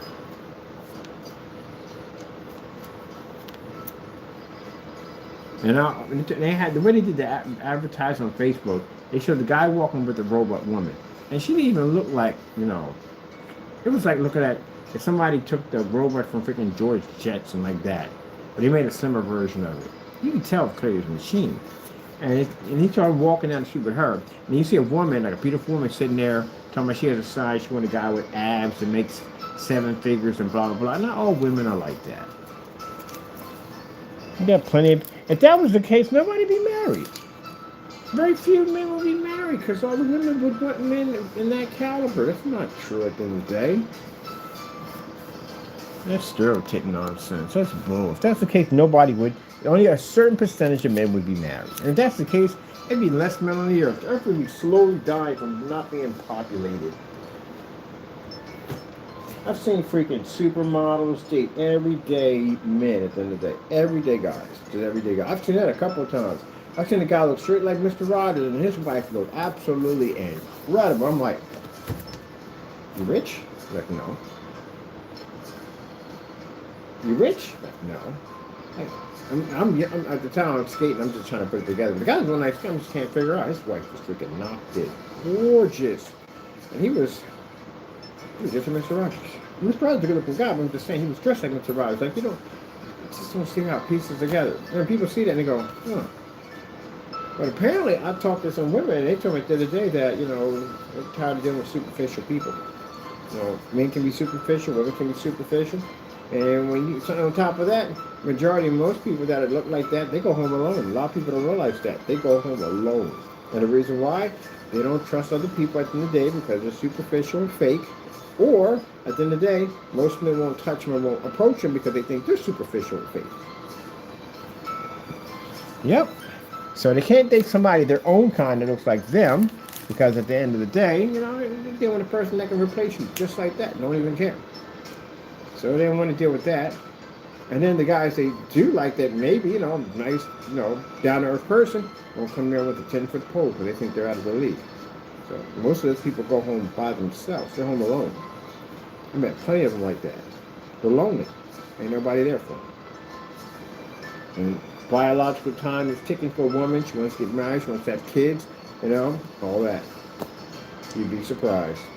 You really think at the end of the day that majority of most of those people that are very good-looking people, think that at the end of the day that they go through freaking issues like you wouldn't freaking believe. Yep. Most of them are sitting home right now alone. I got a bunch of my friends that really can be supermodels and they eat alone, sleep alone, and they don't want to be alone. Me, on the other hand, I like it. I freaking love being alone, but them, they don't like it. They want to find someone they can spend their life with, and they just can't. It's just the way it is. So if you date somebody just like you, they're going to dump you or end up cheating on you with one of their friends or whatever because they're superficial. That's what they're going to be like. And if you're down to earth and you're just a very good looking person, a person that basically will treat you right and have your back will not talk to you because he thinks you're going to turn them down. So why even try? Yep. So, they got it bad too. I say to my friend, what the freak are you talking about? Hey, look how you're built and everything, man. Like a walking, no, he is like a walking Greek god. He literally looks like that, like a walking Greek guy. I said, man, you don't understand, man. It ain't what you think of at the end of the day, man. I got to do with so many fake and phonies at the end of the day. I don't know if it was real, when it was this and that. It's a bunch of board, and I'd rather just be let the frick alone. And see that woman over there? See, if I were over and talk to her, she wouldn't even talk to me. She wouldn't even have a conversation with me because she'd think I'm a douchebag. Yep. Isn't that crazy? But I ain't got to deal with that nightmare no more.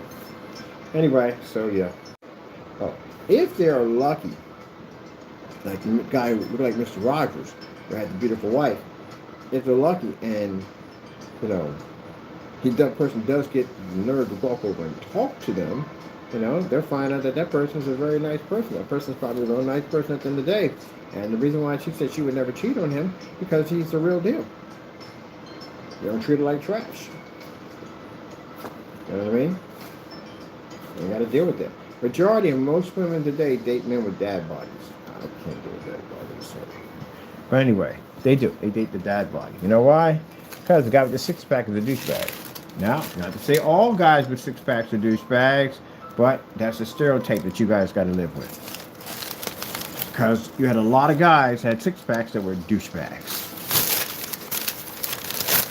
And once you sit there and say, at the end of the day, like he called, oh, no, I got friends of mine that are bodybuilders, okay? These guys basically like can play guitar at their freaking stomach. But yeah, at the end of the day, you know, everybody says, I'm not wearing no half shirt. And people think I'm a douchebag? Yeah, there you go. And you know he's not a douchebag. I feel like a douchebag. That's good. Two of my friends are huge, massive bodybuilders. I was the ones like to go to the house and put post notes on their back. No, they can't reach it. Rachel, can you get it? There you get it. They're gonna call his wife. They're like, stop messing with my husband. All I do is put a post note on his back. This is probably can't reach it. Why happens if someone stabs you in the back with a pen? What are you gonna do, man? What are you gonna do? Go home. Go home. All right, whatever. I'll see you tomorrow. All right, let me see. We got this done with the barrel. It's like, that's all you got done today? Yeah, pretty much, yeah. We ain't got no cardboard. We're out of cardboard. We have no cardboard at all, period. Let me see. We got any cardboard for detail work. Let me see. We had to put the landscape down. We had to do that because without that, we couldn't do anything. I do got to build stairs for the deck because the dock station, because I mean the docking house, because now we have no way to get the people down to the land because there's a lake there now. We have that right there. So I'll get the brushes and start painting this thing. Paint the start painting the whatchamacallit. Start painting the land so we can map out what's what.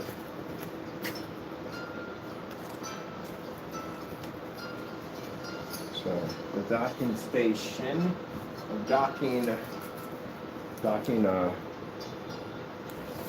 house.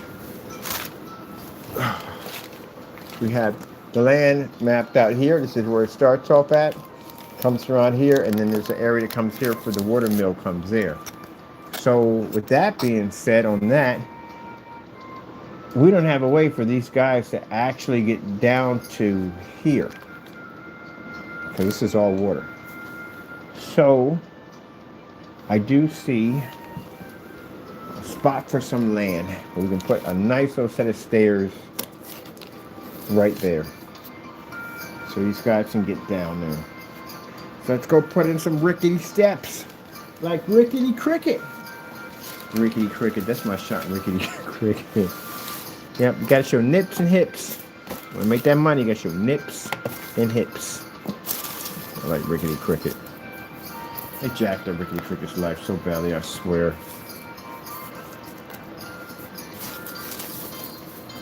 Rickety Cricket was a priest and they jacked his life up.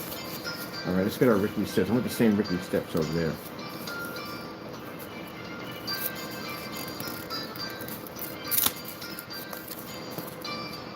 we gotta make a wheelbarrow too.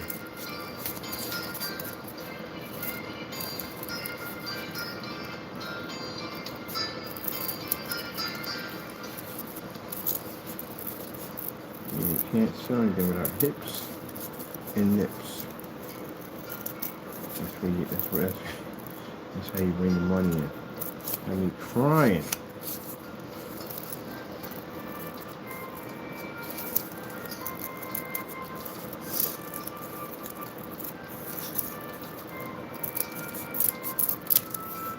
Let's see if we're over. So this would have been, there would have been perfect right there. Alright, that would have been perfect. So that would have been perfect right there and there. That would have been perfect.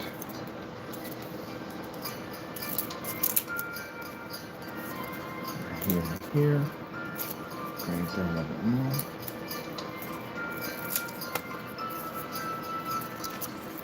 Uh-oh, house about to come. I'm gonna glue you in. I'm putting your windows in reverse, by the way. I'm gonna glue you right on in there.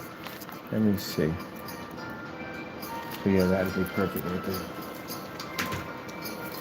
Okay, let me see. Another neat piece of cardboard to complete this. Good job here.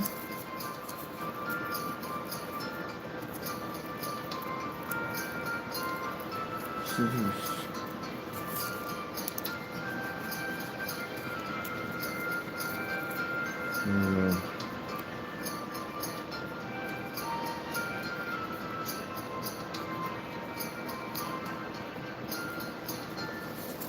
Okay, she right there. Get that done. Where's my massage chair? Massage chair. Where's the freaking remote control for it? Here we go. Okay.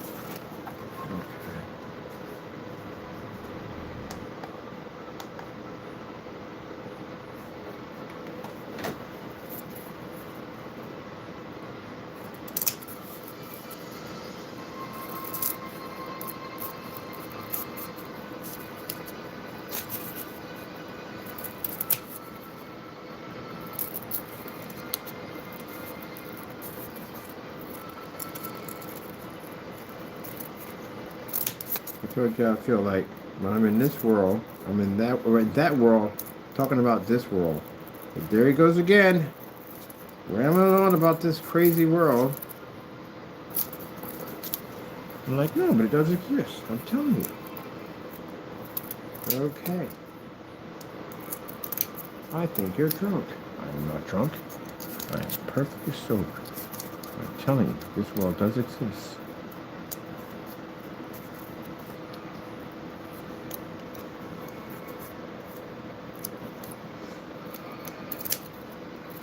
Alright, here we go. So, I gotta bring you over because I gotta keep you straight. You got a huge... Oh, shoot. Over here, buddy. Keep you flat in there. I'll bring you down. You gotta come down. You're doing too much. Let me get this just right. Let me make sure that's straight. Let me see.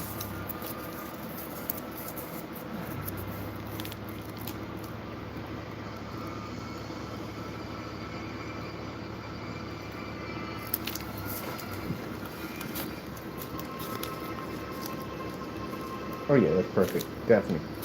Definitely line perfect on that. Definitely.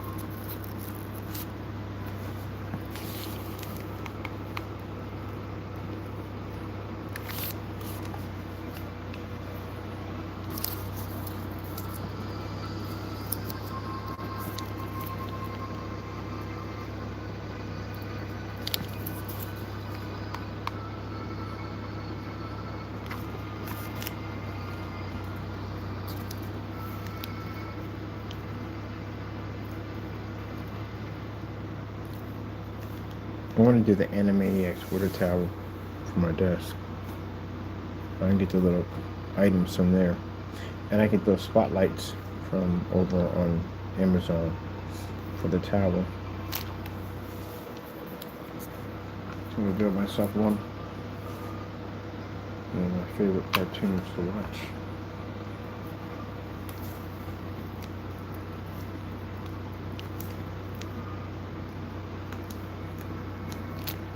Oh no, Spider-Man hands off, off.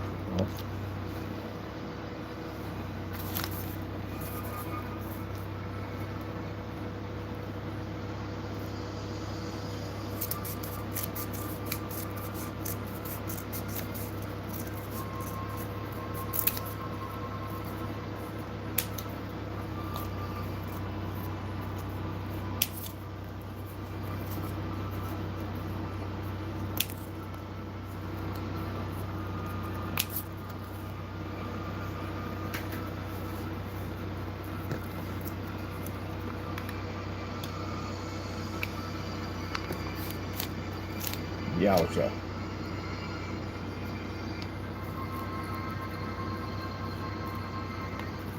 Oh, really?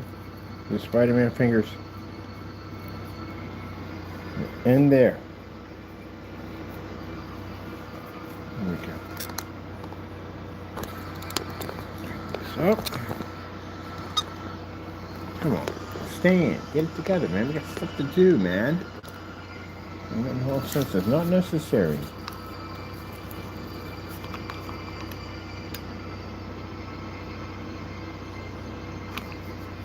Stand remain.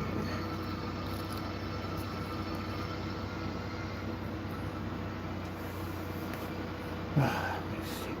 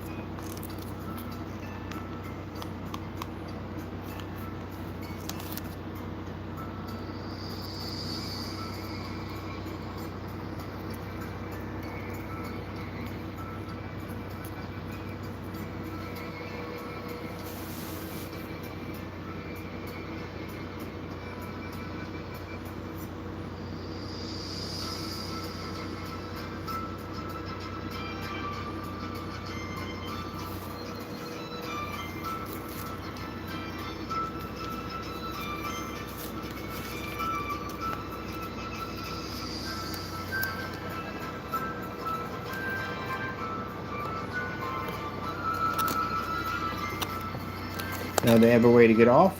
Walk down here and over here. They can come across the bridge down here and travel down our stairs over there. Got a wheelbarrow over here. So I'm going to take a couple of bags of these flowers. Flower. And lay them against this door here, which will pretty much when we get done painting everything. Lay a couple of bags up here. Flour. There in the store. Oh, our bag just opened up in one of our bags. Gotta seal that up. We have flour leaking out. Get that fixed. Gotta seal it up nicely. Alright. Couple bags of flour over here by the way. Oh, come on, let's not do that. Spider-Man fingers off. There we go. Watermill. 2 bags of flour there, and then we got flour being shipped in on the harbor. Right there.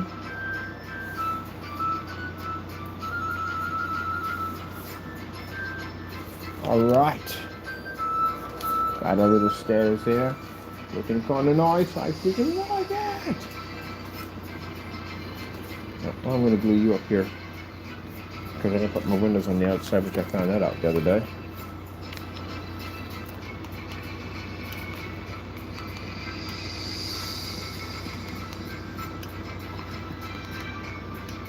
This thing will stop falling off. That's getting on my nerves. Let's see.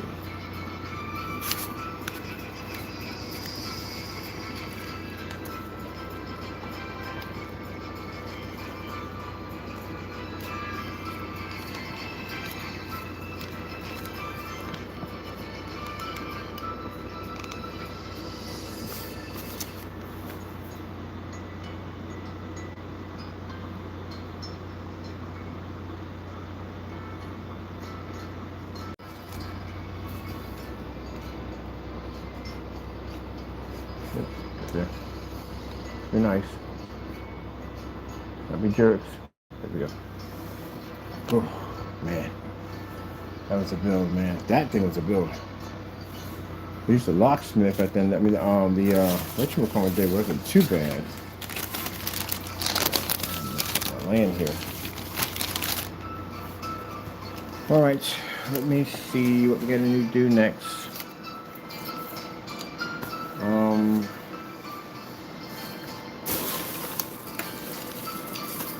just gonna try to build one of these and see what it's like.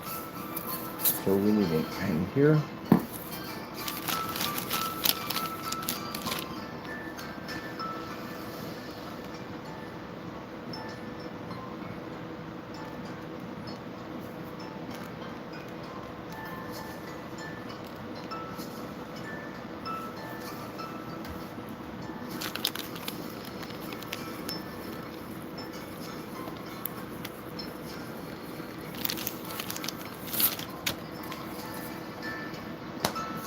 See this where you literally just had the vivarium.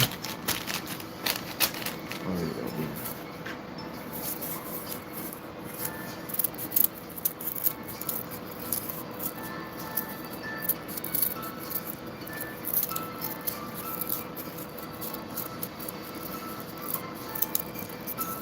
This river has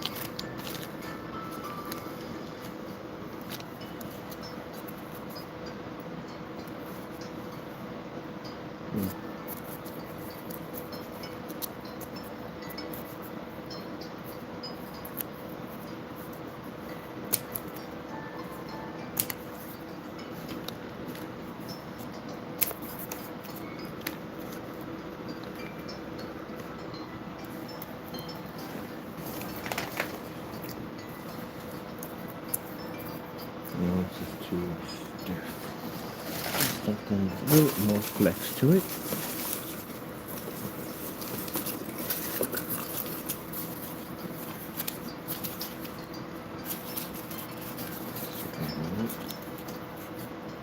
No. See this or not.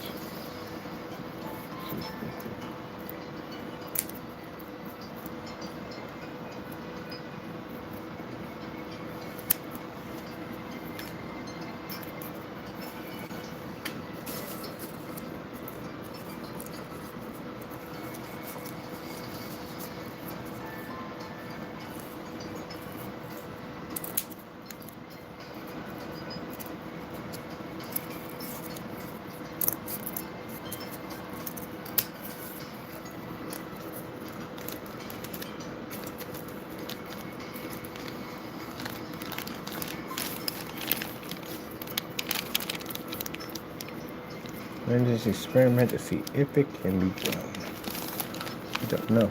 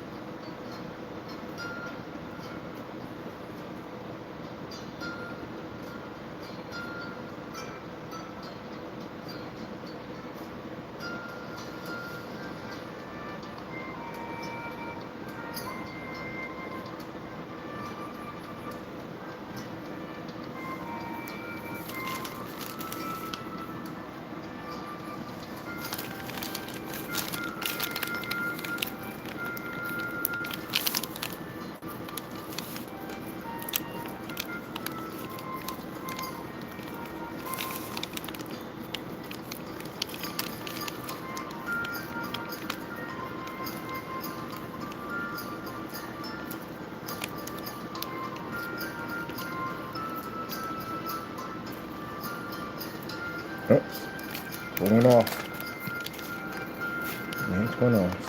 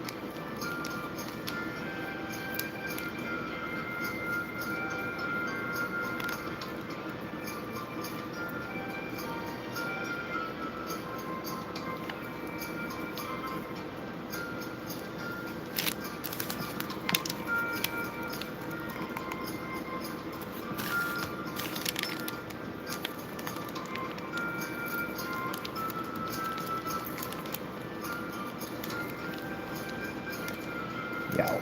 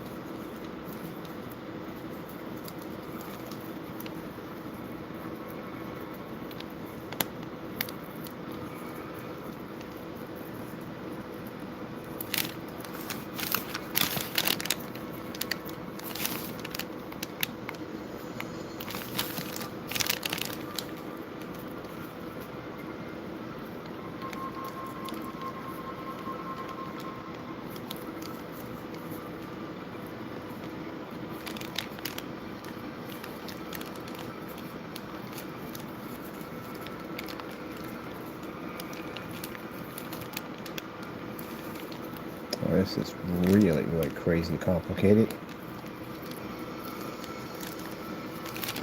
We'll see how it works out. I don't know.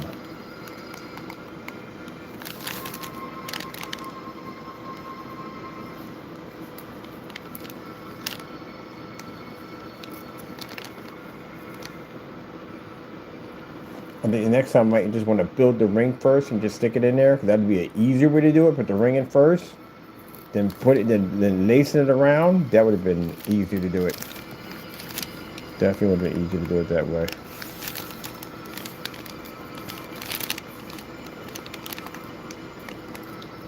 So just learned another way to do it.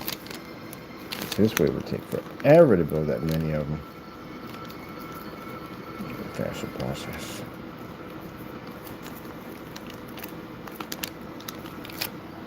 Make sure somebody's understanding what we're doing here.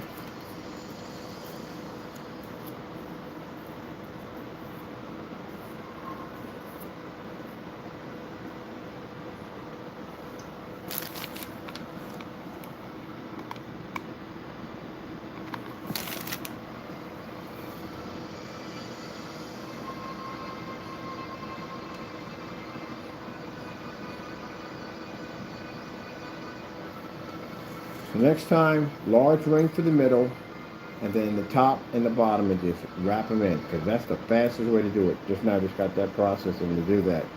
Yeah, because to do the ring from the inside, I'm trying to figure out exactly we can do it, and now I'm just saying how now we have to do this at a faster rate.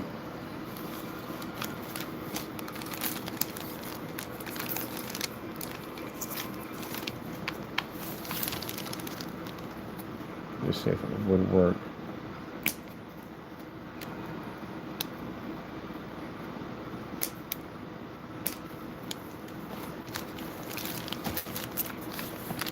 I'm gonna make a medieval cage now. We have to basically throw someone in the dungeon, which we don't have because we don't do the dungeon thing in this world. You know, that cage there where you stand up in it, but the skeleton inside. Yeah.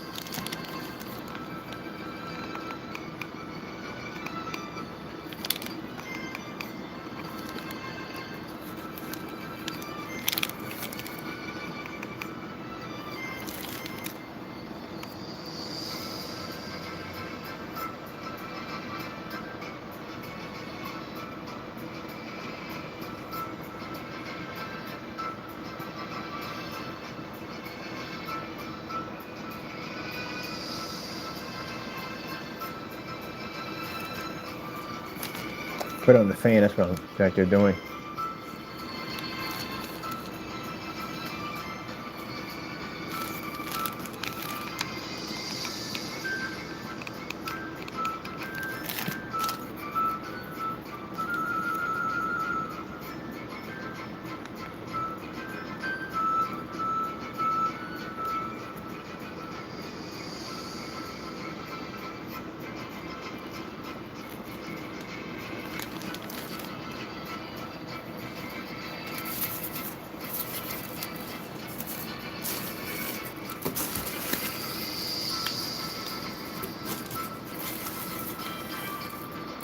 I wonder what the haters are saying about my work over here. They're probably saying, oh, he's over there losing his mind, building stuff out of cardboard. Lottie-daw. Lottie-daw. Stan, you're disrupting my... Why are we all twisted on me like this? Jeez, man. Good gracious. What the freak? My desk. But the whatchamacallit is magnetic. Yes, those are my bigger builds over there. They're gigantic. Those are the big ones over there. But anyway, man, what is going on for my desk? It's like the cord automatically just, it's plastic. I don't know how it would be magnetic. That's the first thing possible. Like, it like sticks to everything down here. What's going on down there, man? There we go. That's better. All right. Sheesh. It's like I just wanted to tangle around my stuff. Like, really?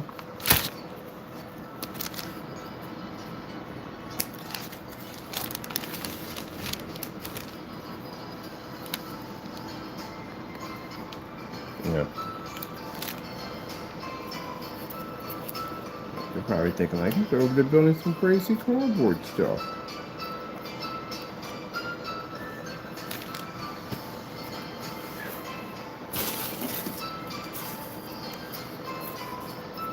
Having some Murgatroyd. Having some Murgatroyd. Alright, cotton. We're done with you over there.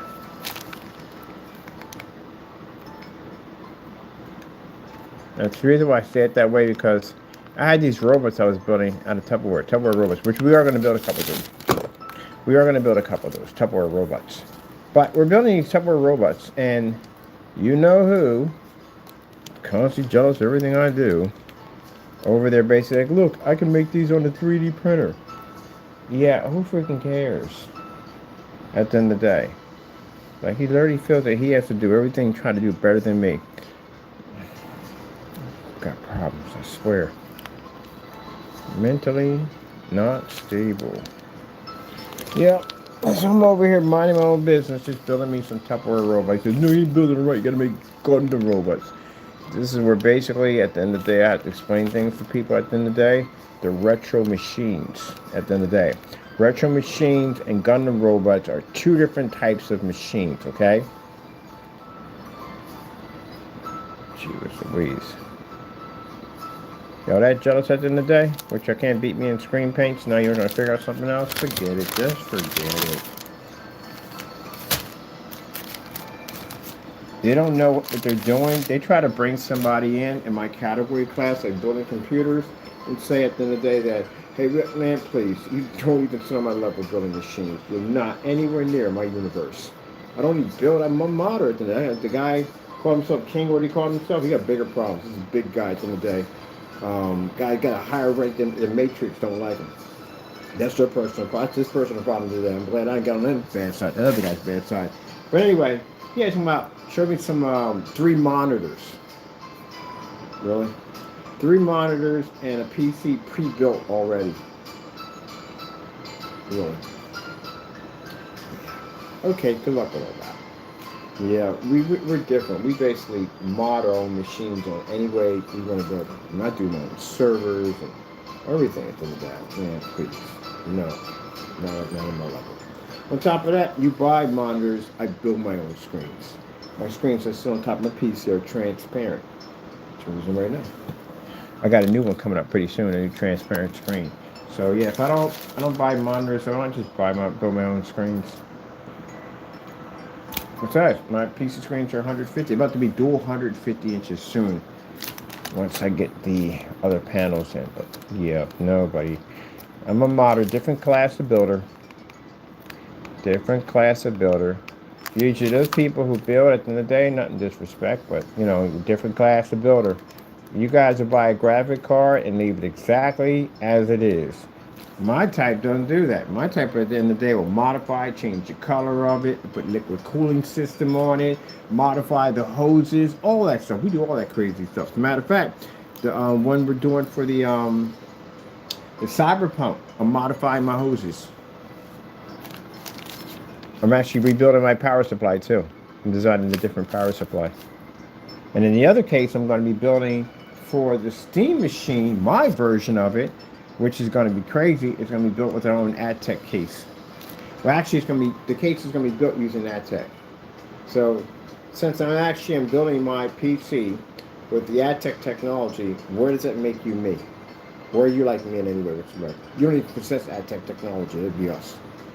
So no. And the only one who have that case. Anybody can buy parts at the end of the day. Modders are different. Some of the stuff I see, these mod jobs these people do on their pieces at the end of the day, freaking mind-blowing that they do that stuff at the end of the day. The replicant, that stuff is kind of hard to do.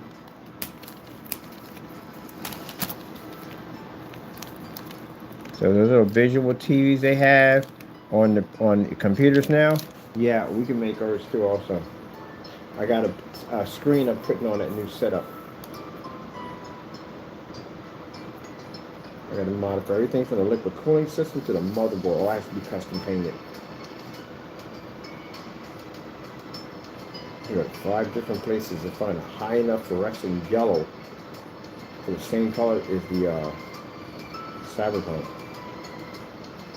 It's a really interesting color.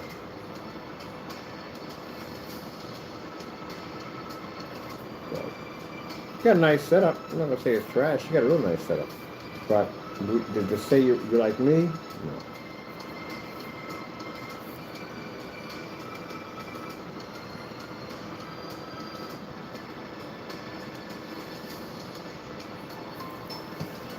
No, two different class.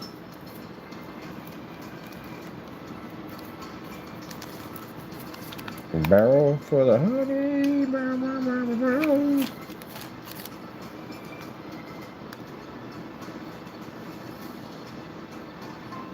And if he thinks he's better than me, I don't think I'm better than anybody. I'm just in a different class, that's all. Do you understand that one? A different class. My class is different than yours. There are people who program, highly level programmers. I'm not in their class at the end of the day. I know enough to get by. I don't know what they know at the end of the day. All that encryption stuff and encoding, they're in a whole different level at the end of the day. Different class.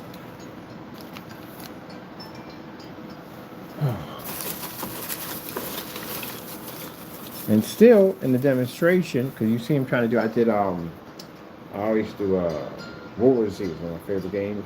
He did World War Z, try to show it to me. No, that doesn't impress me, dude. My screens are 150 inches in here. My screens are huge. I got 235.1 and 150 in here. And I can also game up on my desk if I want to. And my screen over there is 2026 future technology. I can see right through it. So not impressed. If you would open up the side of that case and explain what you have in the machine, still not impressed. But still, at the end of the day, I mean, if you did something crazy with it, some modified colors, you even need RGB setups in there, man. No RGB extension cables for the ATX, no RGB for the RAM, no RGB for the freaking liquid cooling system wasn't even, forget it, I'm done. A couple of case lights and that's it. Gotta hook it up. Give me that PC. I bet you when I get done with it, it'll be far better than what you had it. My new system that I'm going to be doing that's going to have a 5060 in it. The liquid cooling system I'm designing for it, it has 240 millimeter. One for the GPU, one for the CPU. I decided to build it that way. And they're dual fan systems, which means the fan at the top, fan at the bottom, at 5,000 RPMs each. So each one of those 140s, each one of the liquid cooling systems, each one of those units have 10,000 RPMs. I'm not done with it yet. I'm still going to drop in a fan digital controller to speed up my RPMs on each side. So my 5060 is going to have a liquid cooling system and the i9 processor, because I'm picking up an i9 for that system. It's going to have a liquid cooling system.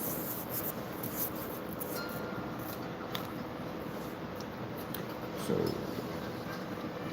there's that with that. That's the one that's going to be sitting inside of the case made with the AdTech. I'm also going to modify it. Connect. So actually, I'm not doing that with the other one. I was going to do like buy it and then put a partial drive on it, doing Windows 10, which you need to actually run the Connect system for the sensor system because it won't work with Windows 11. So I was going to basically just go with it's going to be the operating system's going to be Windows 11, but I want to put another one in there for Windows 10, Windows 11 and Windows 10 on there. So I can switch back and forth. Because I only need Windows 10 for the VR application. That's it. That's why we're going to buy another Connects and wire it into the case. So when I set my VRs on and I hit the other partition drive, which I'll be on that one for Windows 10 to run the VRs, I got full body tracking because I'm using the Connects hardware to do it.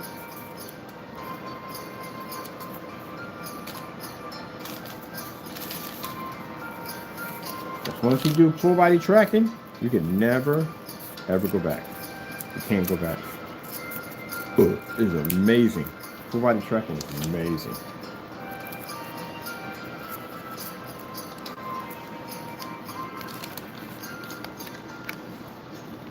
I've seen a couple of people in the, I was like, you gotta be kidding me. They can do stuff you can't do. People be doing backflips and all that stuff because they actually do. They're hooked up to a cable system. Somebody had a bungee cord cable system. They can flip around, and they flip around in the game in VR. If you want to raise your foot up and kick somebody, you can do that because you got the full tracking on it.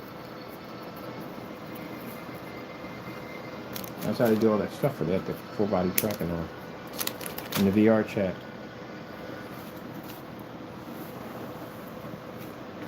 Right. I'm gonna finish up with this, and what we got here for time? Yeah, I'm out of here. I'm leaving out early. I got something I got to do tomorrow. So important. I got a meeting to be at, and hopefully the rest of our boxes will be here soon. So that'll be nice. So we can finish the rest of the heavier builds because all this stuff requires all kinds of stuff we need, and we just got nothing scraps here. That's all we got left is scraps. I got enough to do a little experimenting to see if we can actually build these barrels. But we don't have no real anything here because we took it all out building the at least we had enough to build the blacksmith, so that was nice. Learned something new. I didn't know about blacksmiths. Well, we know the floor can't be wooden because the floor is wooden, paste will catch on fire, but they're not cobblestone either. They were actually made out of dirt. They were dirt floors, which I didn't know. So, learned something new.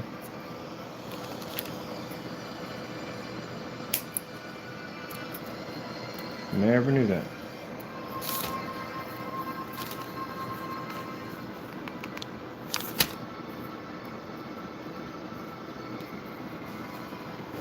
Hopefully getting there.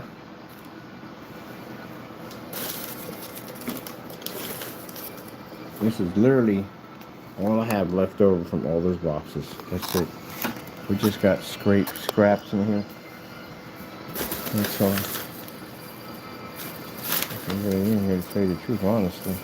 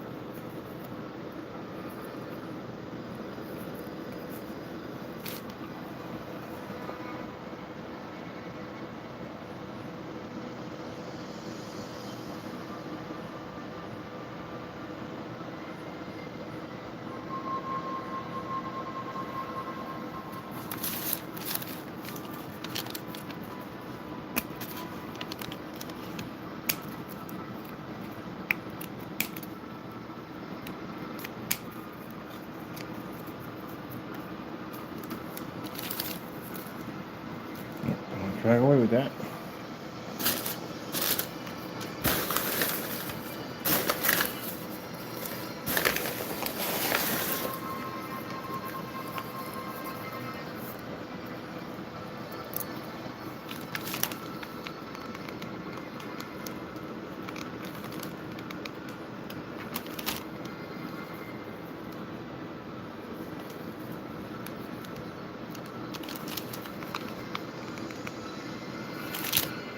That music is freaking.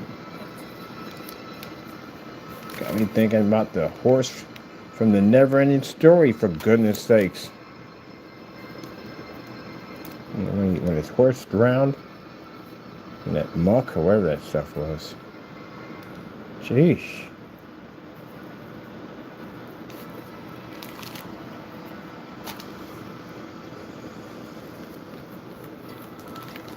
Oh, thank goodness.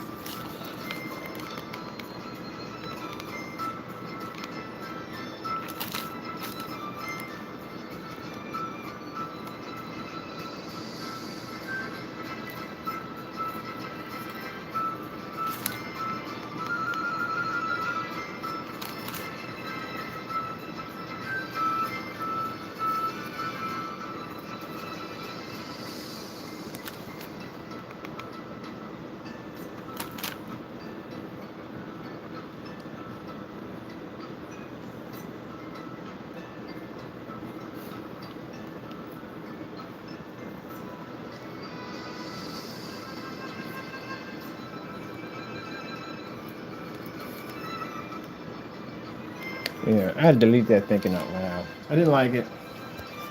Didn't favor me none. Got rid of it. I didn't want to listen to it. And everything I said is true. It can be locked up for all that, but yeah, I don't want to talk about that kind of stuff. It comes from that whole speak my mind thing. You should be that type of person, but sometimes some things should be kept to yourself.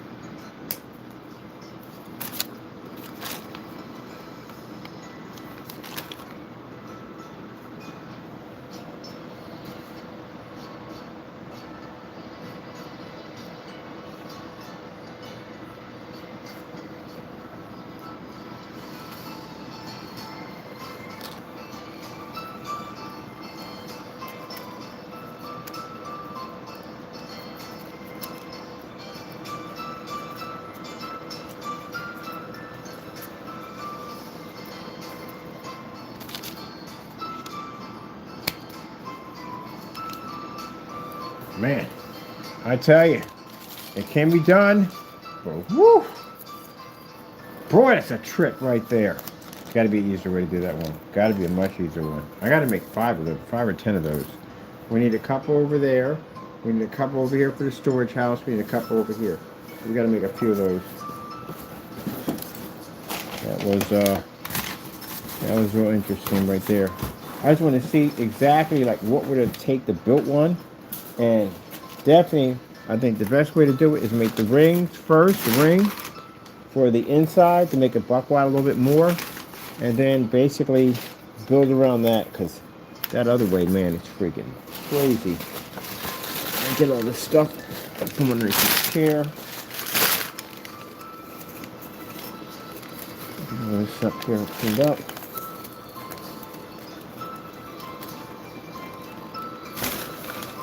Got me a pair of gloves, and this came with it. Of course, it's the hook. And I was about to throw it in the trash, and I was like, I could do something with this. So, definitely gonna get something.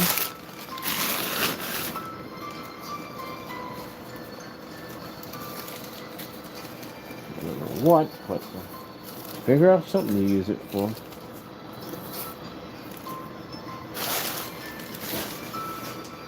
Never know. Oh, come back here, please.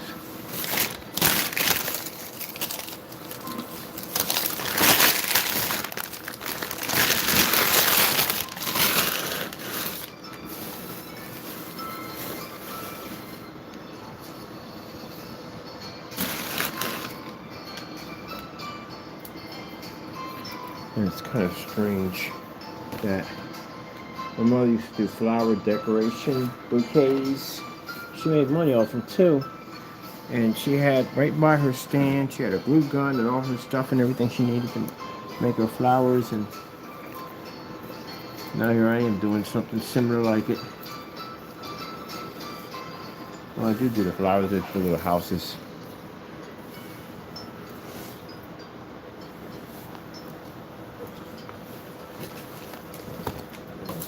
Saying that, oh, you know, she can't. It's one of the things people have to accept on that part. Some people can't accept it. I know it's hard to do so, but you have to accept that part. They can't see you. They'll never see this world ever again, because this world is cursed. It's where they're at. There's no curse. They're in absolute peace and harmony with God and happiness. You can never look upon this cursed world ever again. And they don't even know who you are.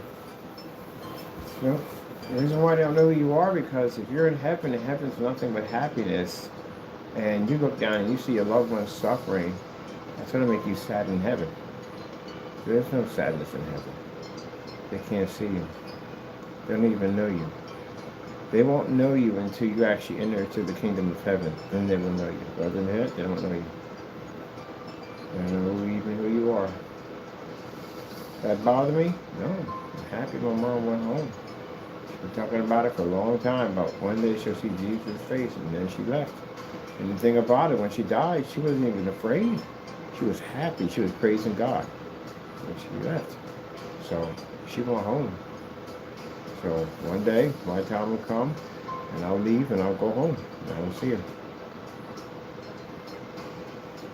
Until then, I have to be here, do God's work. So He tells me it's time for me to come home too.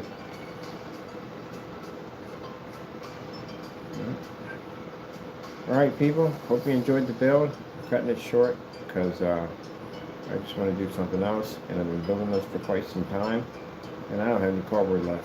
Nothing. I got nothing left. So, well, I gotta stop until my boxes come in. All right. Thank you for all. Seek God and be blessed. And of course, we thank our Lord and Savior for blessing us to do these builds, because without Him, none of this would ever be possible. So thank you, Jesus, for blessing us. Seek God, be blessed.